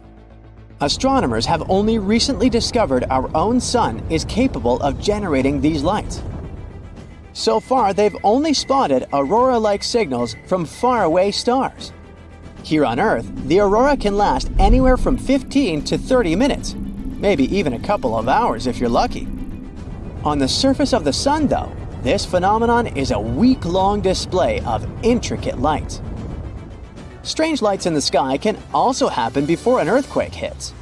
Mexico had its share in 2017, lighting up the internet with pictures of weird celestial shades before a massive magnitude 8.1 earthquake. Some voices in the scientific community wonder if this light phenomenon is indeed connected to earthquakes at all. Others have this theory that such lights are caused by the release of ionized oxygen from the breaking of certain rocks. A photographer from Finland captured these shots of a circular rainbow display in the sky and wondered what might be causing it. It's something pretty ordinary: pollen. These colorful rings are called pollen coronas, and they happen when sunlight hits the pollen in the air at a certain angle. You can easily tell if you're looking at pollen coronas if they're accompanied by star-like sparkles. Those are individual pollen grains, and they come in many sizes. The process is very simple. Sunlight hits the pollen and scatters into different colors. Some colors get blocked or crash into each other, creating a pattern known as diffraction. The pollen in these images is from pine trees, and under a microscope, they look like tiny Mickey Mouses. Those ears are actually air pockets that help them float in the wind. The air sacs all line up in the same direction, creating the elliptical shape of the rings. For these coronas to show up, pollen levels need to be very high. An astronaut up on the International Space Station once snapped this picture of our planet, showing these two weird blue patches of light in our atmosphere. They might seem related to each other, but these lights are two different natural phenomena that just happen to be captured at the same time. The first one down at the bottom is a massive lightning strike that zapped somewhere in the Gulf of Thailand. Lightning is usually pretty hard to spot from way up there because of clouds, but this time it struck between them, firing up the walls around it like a luminous ring. The second blue blob up in the top right happened because of the moon. The way our natural satellite lines up with the space station lets the sunlight it reflects shoot straight through Earth's atmosphere. This turns it into a bright light with a fuzzy halo. It happens because some of the moonlight bounces off tiny particles in our atmosphere, making the moon look blue in this picture. That orange halo curving along Earth's edge is just the atmosphere. Why wouldn't you want to wade into this cool pond on a piping hot summer day? You dip into the refreshing water and enjoy the breeze. Everything's perfect. Until a dark shadow drifts by under the surface. You think it must be a leaf based on its size, so you don't pay it any mind. Until it bites you, right on your big toe. After running out of the water, you realize you've been the subject of a giant water bug strike. You've had the unfortunate chance to meet a toe biter, or sometimes called an alligator tick. You'll survive this monster's bite, but it will be unpleasant. Because giant water bugs are found worldwide in freshwater habitats, their bites are more common than any of us would like. Be on the lookout next time. Here's what you need to know to spot them. The giant water bug grows to be more than 4 inches long. According to Guinness World Records, that makes it the largest aquatic insect on Earth. A nip from one of them is said to be some of the most painful injuries a human can suffer from bugs. Although they can be found around the world, they're especially common in North America. They blend into the landscape. Their dark brown body mimics the leaves of the wetlands. No wonder you didn't spot it. They're predatory by nature, usually after small fish, tadpoles, and other insects. But they've also been known to take down bigger prey, like snakes and even turtles. Good thing you're much bigger than a turtle. In some species, female toe biters lay their eggs on the male's back. He then carries them wherever he goes. As sweet as that sounds, the sight of a male toe biter carrying his eggs is unfortunately super unpleasant and will send shivers down your spine.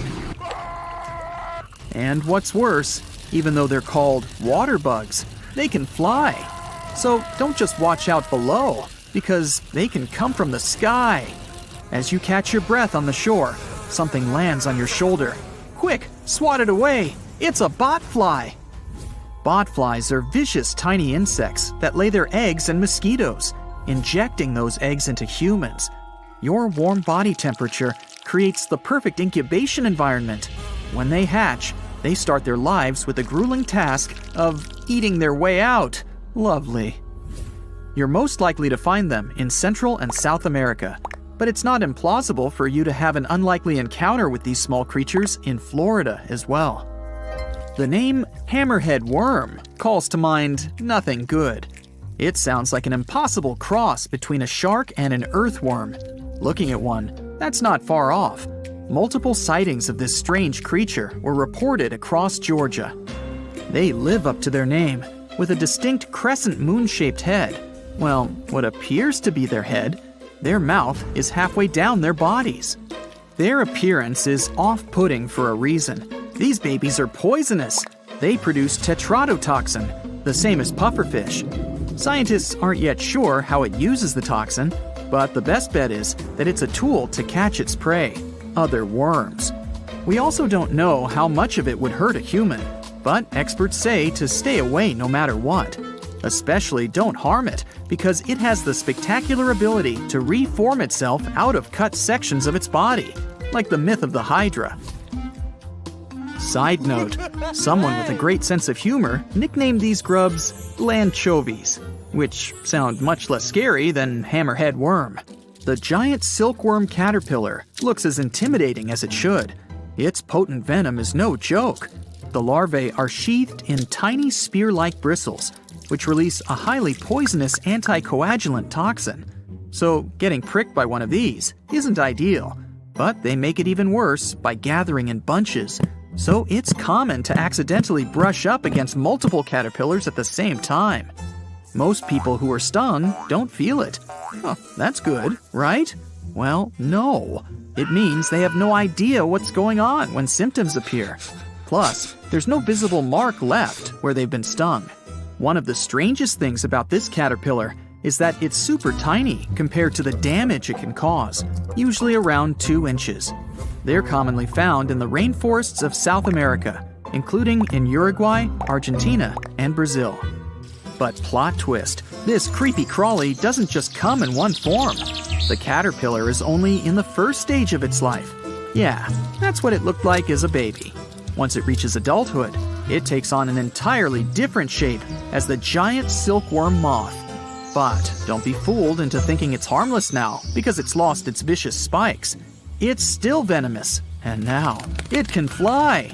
You can take comfort in knowing that it only lives for a few weeks in this form though, because once it metamorphoses, it no longer has a mouth to eat with.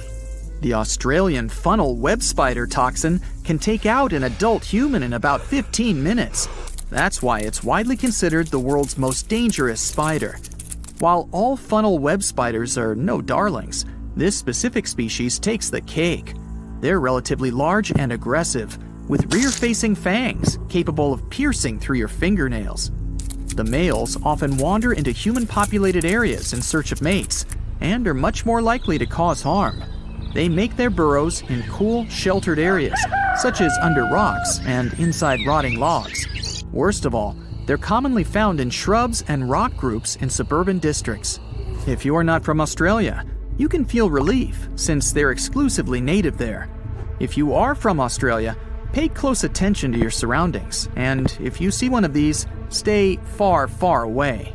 A word of good news, an anti-venom was developed in 1981. Still, it's best to steer clear. Down on the bottom of the ocean in tropical areas, you might spot a beautifully patterned shell like this one.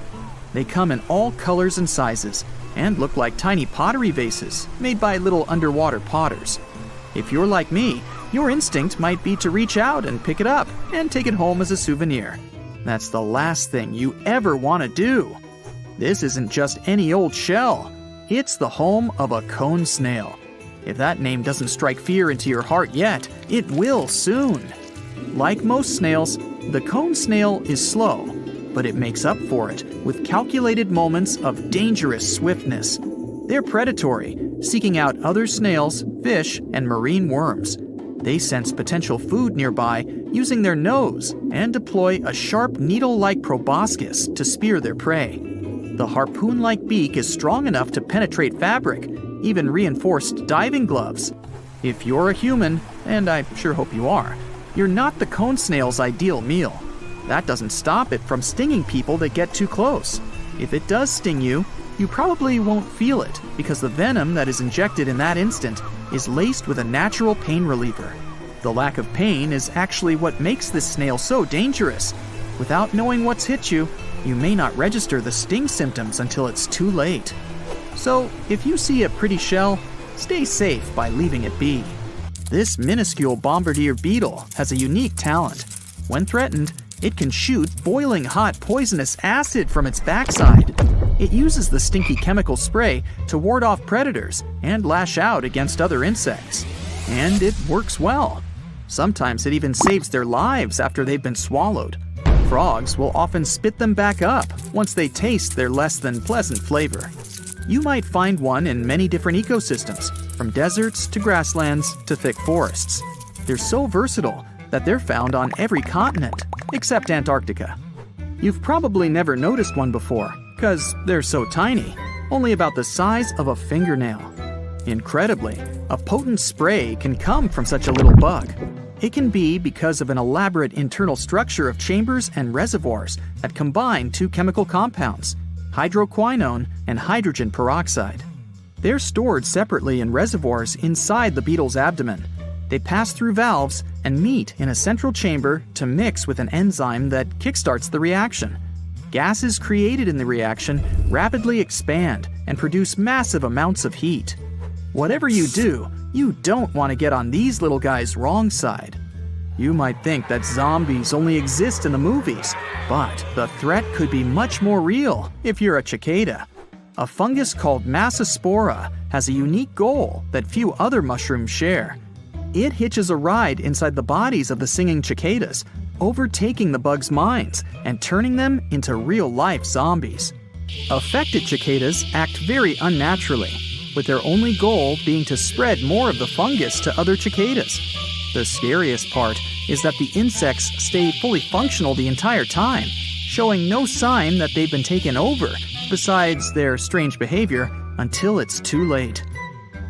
While they may not be a threat to humans, there's still something very unsettling about knowing that the buzzing bugs in the trees might be the creatures of scary movies.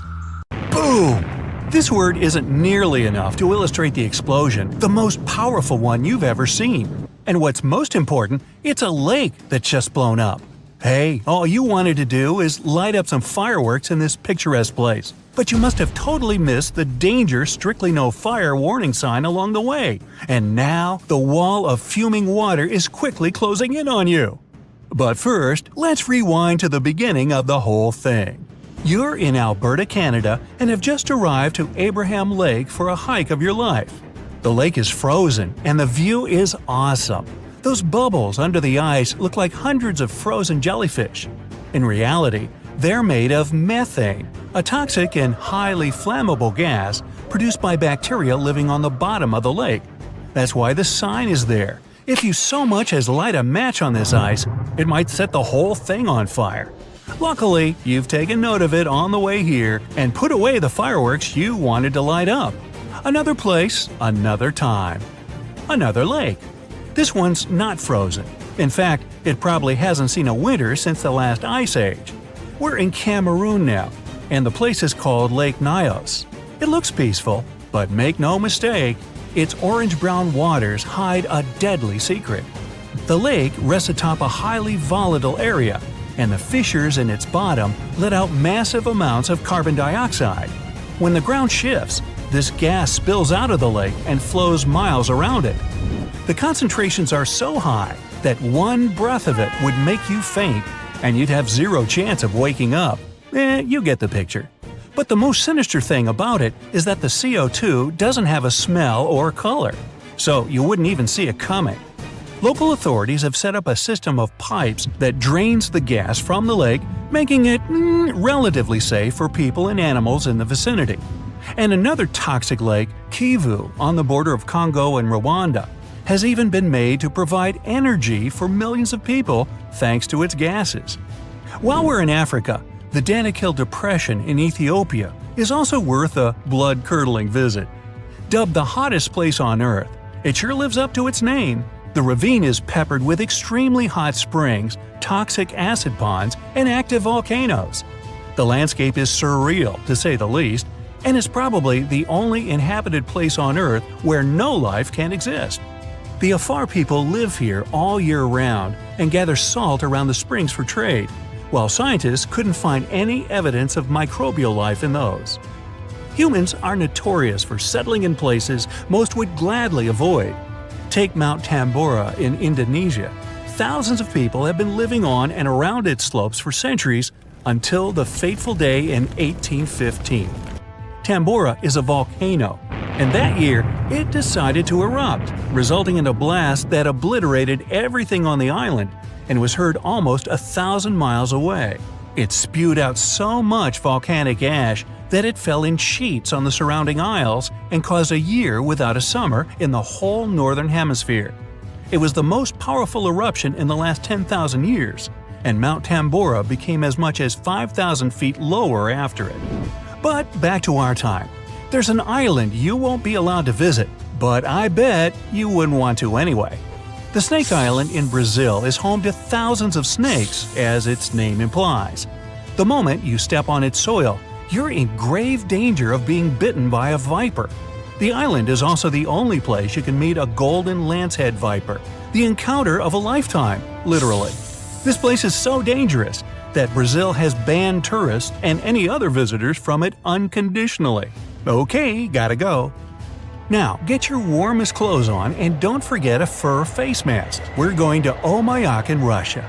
It's a small town in the far north that's often called the coldest place on the planet where people still live. The only place with a lower average temperature is Antarctica, and that's saying something. In the winter, if you so much as forget to put on a sweater, and a fur coat, you'll get frozen to the bone in mere seconds. Temperatures here drop to the chilling minus 96 degrees Fahrenheit. Fresh fruit turns to chunks of ice in minutes and becomes so hard you could drive nails into wood with an apple here. Now, before you freeze in place, let's go somewhere no boat will take you. The Skeleton Coast in Namibia. No, really, you can only drive or fly in here because boats and ships won't go near the place.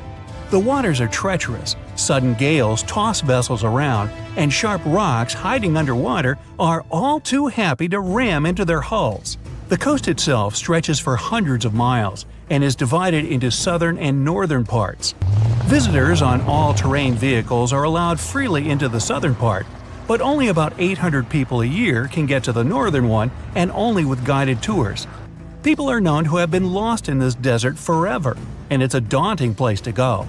It got its name from numerous animal carcasses found here. Still, about 50,000 indigenous people managed to survive in this place, along with adapted animals, lizards, hyenas, and even elephants. Now, you'd expect a living destruction machine anywhere but the heart of Europe. Naples, one of the most famous cities in Italy, is built on top of an active supervolcano. In 2018, scientists noticed this monster of a mountain was building up magma in its depths. They say it isn't likely to erupt in the near future, but there's a smaller yet no less dangerous volcano just a few miles off, the infamous Vesuvius. You might remember it for the immolation of the Roman city of Pompeii about 2,000 years ago. You might, but I wasn't around then. This one has been active for a long while, and both citizens and guests of Naples put their lives at stake every single day they spend in town. But hey, while you're there, try the pizza. Northeast of France is also an unwelcoming place. A chain of areas has been dubbed Zone Rouge, or Red Zone, and declared off-limits since the 1920s. If, by some wild chance, you find yourself in one of these places, you'll only see wilted plants and scorched earth, so much in contrast with the lush landscapes of the rest of the country. The soil and air is so polluted here that people are prohibited to enter for fear of choking. And in any case, nothing can live in the red zone at the time. There's an inhabited island in Japan that was once closed for air travel for 8 years. Miyagi-jima is basically a volcano on whose slopes people live. It has been erupting roughly every 20 years, and the latest eruption was in 2000. The volcano doesn't normally spill lava, but instead it throws out enormous clouds of toxic sulfuric gases. Hey, don't forget your mask. Speaking of which, at the peak of its activity, residents of the island had to wear gas masks at all times, and even years after the eruption, they took those masks with them just in case. Hey, I can relate. Not far from where we've just been, in Kamchatka region of Russia, there's an incredibly beautiful valley in which you don't want to stay for too long. It's ominously called the Valley of Death, and it sits at the base of another active volcano. When the mountain lets out its fumes, spoiler, quite often, the toxic gases, heavier than air, go down its slopes and right into the valley. Small critters have no chance of survival breathing this stuff, and even larger animals and humans will have trouble getting out unscathed. Another deadly vacation destination is Saltstraumen Strait in Norway. It looks serene and beautiful, and you can almost feel it inviting you to take a dip and bathe in its waters. Don't do that though. Every 6 hours, the calm strait turns into a roaring mass dotted with huge and powerful whirlpools. It's all because of a tidal current between two fjords the strait is connecting. Here, on a high tide, the rush of water is too massive for the narrow stream, making it a deadly trap for both swimmers and boats. Now, over in Bolivia, there's a 45 miles long road that only the bravest dare to traverse. Yungas Road goes along the side of a mountain range and is a major attraction for cyclists craving for a thrill. A new passage has been built that bypasses the most dangerous parts of the route, but the original road was very narrow, with the abyss and no guardrails to speak of on one side and a steep slope on the other. Frequent landslides, fog, and rains made cycling here extremely dangerous and unpredictable, which, of course, never stopped adrenaline seekers from all over the world to come here for a bike ride like no other. Finally, if you like hot springs, you might also love a visit to Boiling Lake in Dominica. Located in a national park, it's a cavity filled with constantly boiling water from the rivers in the vicinity. It's kept hot by the extremely hot springs of toxic gas, and the fumes above the surface are also toxic. The lake attracts tourists, but getting too close to it might prove really dangerous. It's known to burst, flooding the surrounding area with clouds of gas. In December 2014, an entire district in Budapest got covered with ice crystals. The trees in the area couldn't handle the pressure from the ice and they started toppling over. It was a spooky occurrence called ice fog. When it happens, the temperature drops significantly, freezing everything around, like Dementors did in the Harry Potter movies. All thanks to a temperature flip-flop. It not only messes with what you can see, but also creates ghostly pillars and halos that glow in the dark. Ice fog is made up of tiny ice crystals. When it's below 14 degrees Fahrenheit, water droplets in the air freeze and turn into ice crystals. Until then, they stay liquid unless they find something to freeze onto. Ice fog usually forms in chilly parts of the world like the Arctic or Antarctic. Budapest was a plot twist. Hot, moist gases from vehicles and planes can also create ice fog. One plane takes off on a cold day and boom! There's so much ice fog that the next plane can't see a thing. That sometimes happens. It's not the same as diamond dust, which is when sparse ice crystals fall from a clear sky.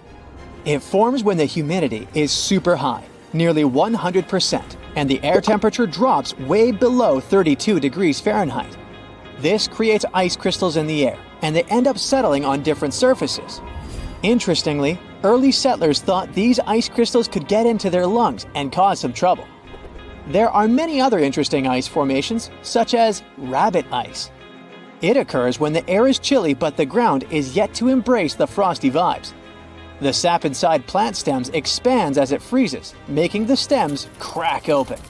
Once it happens, liquid slips out, meets the frosty air, and turns into thin layers of ice, creating beautiful petal or ribbon-like formations. Earthquake lights are another weird and unique phenomenon. When a powerful magnitude 8.1 earthquake hit Mexico in 2017, images of strange green and blue lights in the sky flooded social media. These so-called Mexico earthquake lights added another layer of mystery. Similar to ball lightning, earthquake lights are pretty rare. Fascinating, but tough for scientists to figure out. What makes it tricky is that the instances of luminosity around earthquakes don't all look the same. There are both theories and myths about this thing. The lights can appear in many different shapes, forms, and colors. Digging into history, researchers examined 65 accounts of these lights dating back to 1600 CE. For instance, on November 12, 1988, people reported a bright purple-pink globe of light along the St. Lawrence River in Quebec, just 11 days before a powerful quake. In Pisco, Peru, the lights took the form of bright flashes captured on security cameras before an 8.0 magnitude earthquake in 2007. And before a 2009 earthquake in L'Aquila, Italy, folks saw 4-inch flames of light flickering above a stone street. Yet, there are still debates about whether earthquake lights are real or not. The U.S. Geological Survey is a bit cautious, not sure whether individual reports of unusual lighting around the time and place of an earthquake truly represent earthquake lights. In one study, scientists theorized that these lights were caused by electric charges activated in specific types of rocks during seismic activity, like turning on a battery in Earth's crust. Some rocks, such as basalt and gabbro, have tiny crystal defects. They might release electrical charges into the air. Researchers estimated that the conditions needed for the creation of these lights existed in less than 0.5% of earthquakes worldwide. It could explain their rarity. They also noted that the lights tend to show up more often before or during quakes than afterward. An earlier study suggested that tectonic stress could create a piezoelectric effect where quartz-bearing rocks produce strong electric fields when compressed. Yet, studying earthquake lights is tough because they're unpredictable and short-lived. Time to talk about a sudden ring around the moon or sun. You're walking with a friend and suddenly see this sun halo. It's nature's warning. A snow or rainstorm is coming. These halos form when bazillions of tiny ice crystals in clouds refract sunlight. Resist the temptation to stare at this wonder directly. It can damage your eyes. Grab sunglasses and then admire it for about 40 minutes. Nature sends other early warnings too. If the sea mysteriously recedes, showing coral and fish, a tsunami might be on the way. Watch out for rip currents on the beach.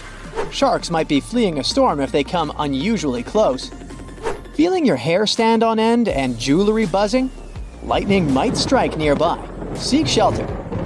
Avalanches, green storms, and lakes near volcanoes are all potential dangers. Cross seas are extremely dangerous. Cave exploration during a full moon might cost you your life. If the ocean turns reddish-brown, avoid swimming. There might be toxic algae in the water. Animals sense disasters too. If they act strangely, pay attention. There's a fascinating blue glow around Matsu Islands on summer nights. It's caused by tiny glowing creatures.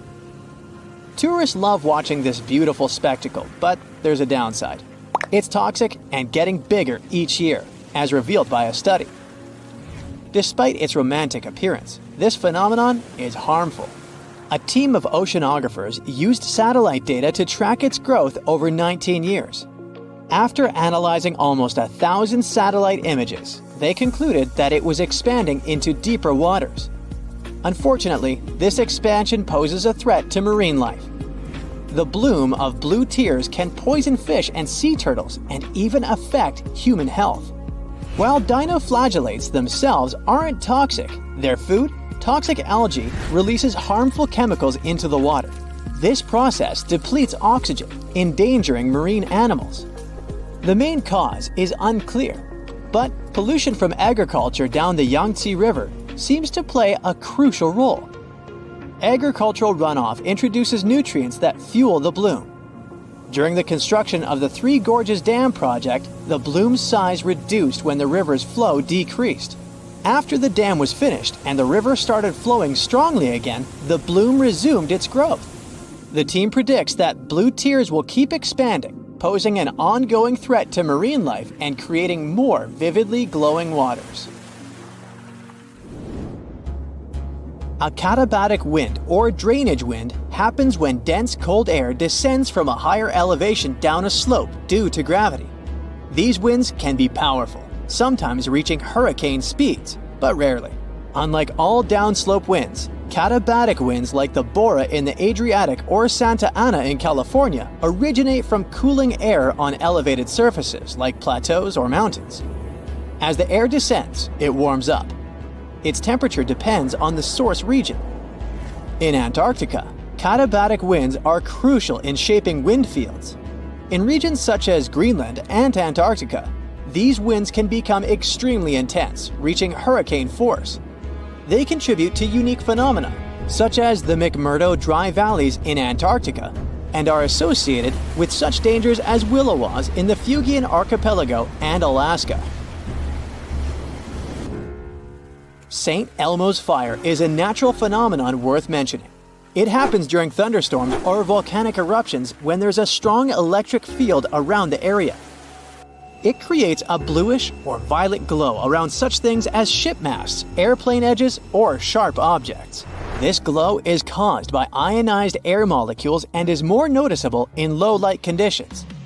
The glow is a form of plasma, and it happens when the electric field around an object causes the ionization of air molecules.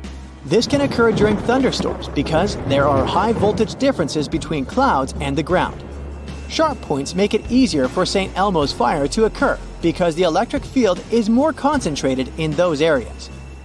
The colors you see, blue or violet, come from the fluorescence of nitrogen and oxygen in Earth's atmosphere. Similar to how neon lights work, but with different gases. From ancient Greece to 15th century China, this phenomenon has been seen throughout history. You're walking down the beach toward the water, but something feels different today. The water is bright green, and your nose gets filled with a recognizable pungent stench of rotting eggs. Should you probably come closer to check this unusual phenomenon? Stop right now until it's too late. What you see is called a harmful algal bloom, also called algae bloom, and approaching it is a very bad idea. This bloom contains algae that can produce dangerous toxic gases. That's what makes previously popular touristy places deserted and outright treacherous. You can come to a sea or lake beach and spot something that looks like blue-green foam floating on or just beneath the surface of the water, or it may resemble streaks of bright green paint. Some blooms, called red tides, can color the water brown or red. Anyway, once you notice something like that, try to stay away, keep in check that curiosity of yours, and don't go exploring. When algae decompose, Pockets of toxic hydrogen sulfide gas are trapped under the crust. If you unknowingly step on such a pocket, you'll set the gas free and can accidentally inhale it. It's enough to say that this is likely to end tragically.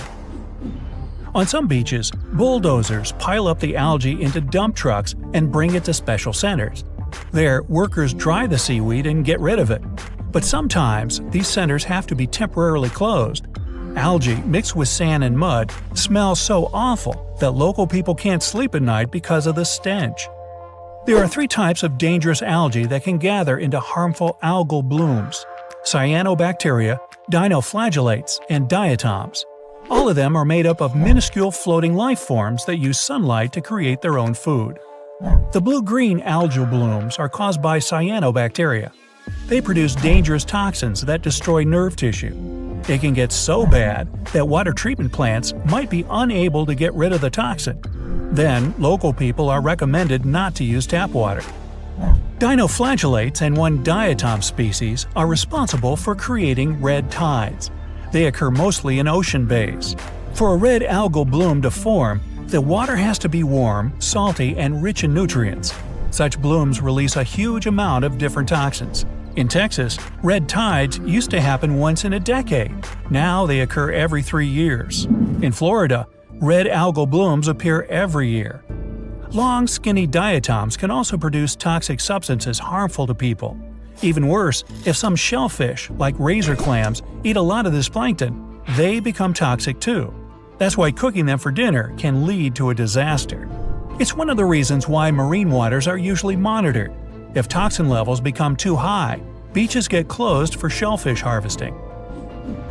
Harmful algal blooms can last for several days to a couple of months. They rid the water of oxygen, causing marine life to disappear. But it gets even worse when microbes start to decompose the algae at the end of the bloom. They consume even more oxygen in the process, and no fish can survive it. This creates huge areas of water almost totally devoid of oxygen and any kind of plant or animal life. Harmful algal blooms appear in the regions with too many nutrients in the water, and the most common of these nutrients comes from agriculture and other industries. Plus, winter monsoons have become warmer and now carry more moisture. This allows algae to gather in huge blooms. Some of them get so gigantic that the thick green swirls can be seen from space. Not all algal blooms are harmful though. Some of them just add a terrible taste to the water, change its color, or produce revolting smells. Unfortunately, you won't be able to tell toxic algae from totally harmless kinds, judging only by their appearance. Algae aren't the only organisms that look deceitfully harmless. Here are other marine inhabitants you should never ever touch. The urchins jellyfish, found in Australia, looks tiny and totally innocent. But appearances are deceitful, and this baby, the size of a human thumbnail, is actually lethal. During stinger season, which lasts from November to May, tons of beaches get closed because of these itsy-bitsy creatures. What makes the jellyfish particularly dangerous is their miniature size. You will simply fail to notice one while swimming. Oops. The blue-ringed octopus looks not just harmless, it's breathtakingly beautiful. But don't let the looks fool you. You wouldn't want to disturb this relatively small 8-inch-long creature. It carries enough venom to bring down 26 adults within mere minutes. And once the animal feels threatened, well, you can probably guess the outcome. At the same time, when left alone, the octopus is absolutely docile. The infamous box jellyfish, named for its cubic body shape, lives in the Indian and Pacific Oceans. Stay clear from a creature with a squarish bell and long dangling tentacles. And even if you see only a single tentacle, without the jellyfish attached to it, don't come close or touch it. The box jellyfish can grow up to 10 feet, and each of its tentacles has about 500,000 microscopic harpoons to inject venom. Unlike other jellyfish, box jellyfish are hunters. They can latch onto you by wrapping their slender tentacles around your limb or body. With how dangerous their venom is, it won't be a pleasant experience. The crown-of-thorns starfish got its name because of the venomous spines covering its entire body. The second largest starfish in the world, it can grow up to 20 inches across. They feed on corals, and they eat a lot. Just one hungry starfish can finish off more than 100 square feet of corals within a year. The creatures also tend to have loads of babies. They produce more than 500 million eggs at a time. Really, an overachiever. The fairly small blue-spotted ribbon-tail ray mostly lives in the tropical Indian and western Pacific Oceans, near coral reefs. No more than 14 inches across, the creature has a striking color pattern. It's yellow with electric blue spots on its body and several blue stripes on its tail. But however pretty this animal is, keep in mind that it's also dangerous. It can injure you with venomous tail spines. You can come across lionfish in the South Pacific Ocean and in the Caribbean Sea. Despite what most people think, it's okay to cook these fish. These creatures present real danger when they are alive. You can get accidentally stung by their needle-sharp fins that contain venom. If you're an enthusiastic shell collector, you should know the cone snail by sight. About 4 inches long, the snail looks cute and innocent, but this look is deceitful, especially if you're dealing with a tropical species. Imagine finding a pretty shell and picking it up. You aren't afraid, your diving gloves seem to offer perfect protection. But cone snails have tiny needle-like protrusions they can deploy from their mouths, and those are full of lethal neurotoxins. These harpoons can easily get through your diving suit's fabric, but the worst thing is that the venom contains painkillers. You won't even know you've been stung. The flower urchin got to the Guinness Book of Records as the most dangerous sea urchin on the planet. These creatures live in the Indian and Western Pacific Oceans. And while a flower urchin may look like something you'd love to see in your aquarium, never ever touch it. Flower urchins have enough venom to make your holiday extremely unpleasant. Or short. The reef stonefish, the world's most venomous fish, knows how to camouflage. Oh goody. It can blend into the surroundings so well, you won't even notice it, even if you're paying attention. This makes it all too easy to step on the fish. Once the creature feels threatened, like when you're accidentally trying to crush it, it extends the venomous spines growing along its back. The more pressure, the more venom the fish produces. The creature remains dangerous even taken out of the water. The Indonesian needlefish isn't venomous, doesn't have sharp teeth, and will most likely stay as far away from you as possible. The danger lies in the fish's body shape. After all, it wasn't called the needle for nothing. Needlefish swim near the surface. In case of danger, they launch themselves out of the water, and their speed can reach 37 miles per hour. Their long, sharp jaws turn the fish into flying spears. The striped surgeonfish got its name because of the spines growing near the base of its tail. When the fish feels in danger, it moves the tail and reveals these scalpel-shaped spines.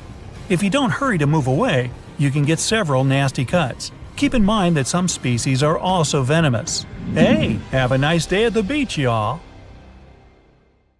That's it for today. So hey, if you pacified your curiosity, then give the video a like and share it with your friends. Or if you want more, just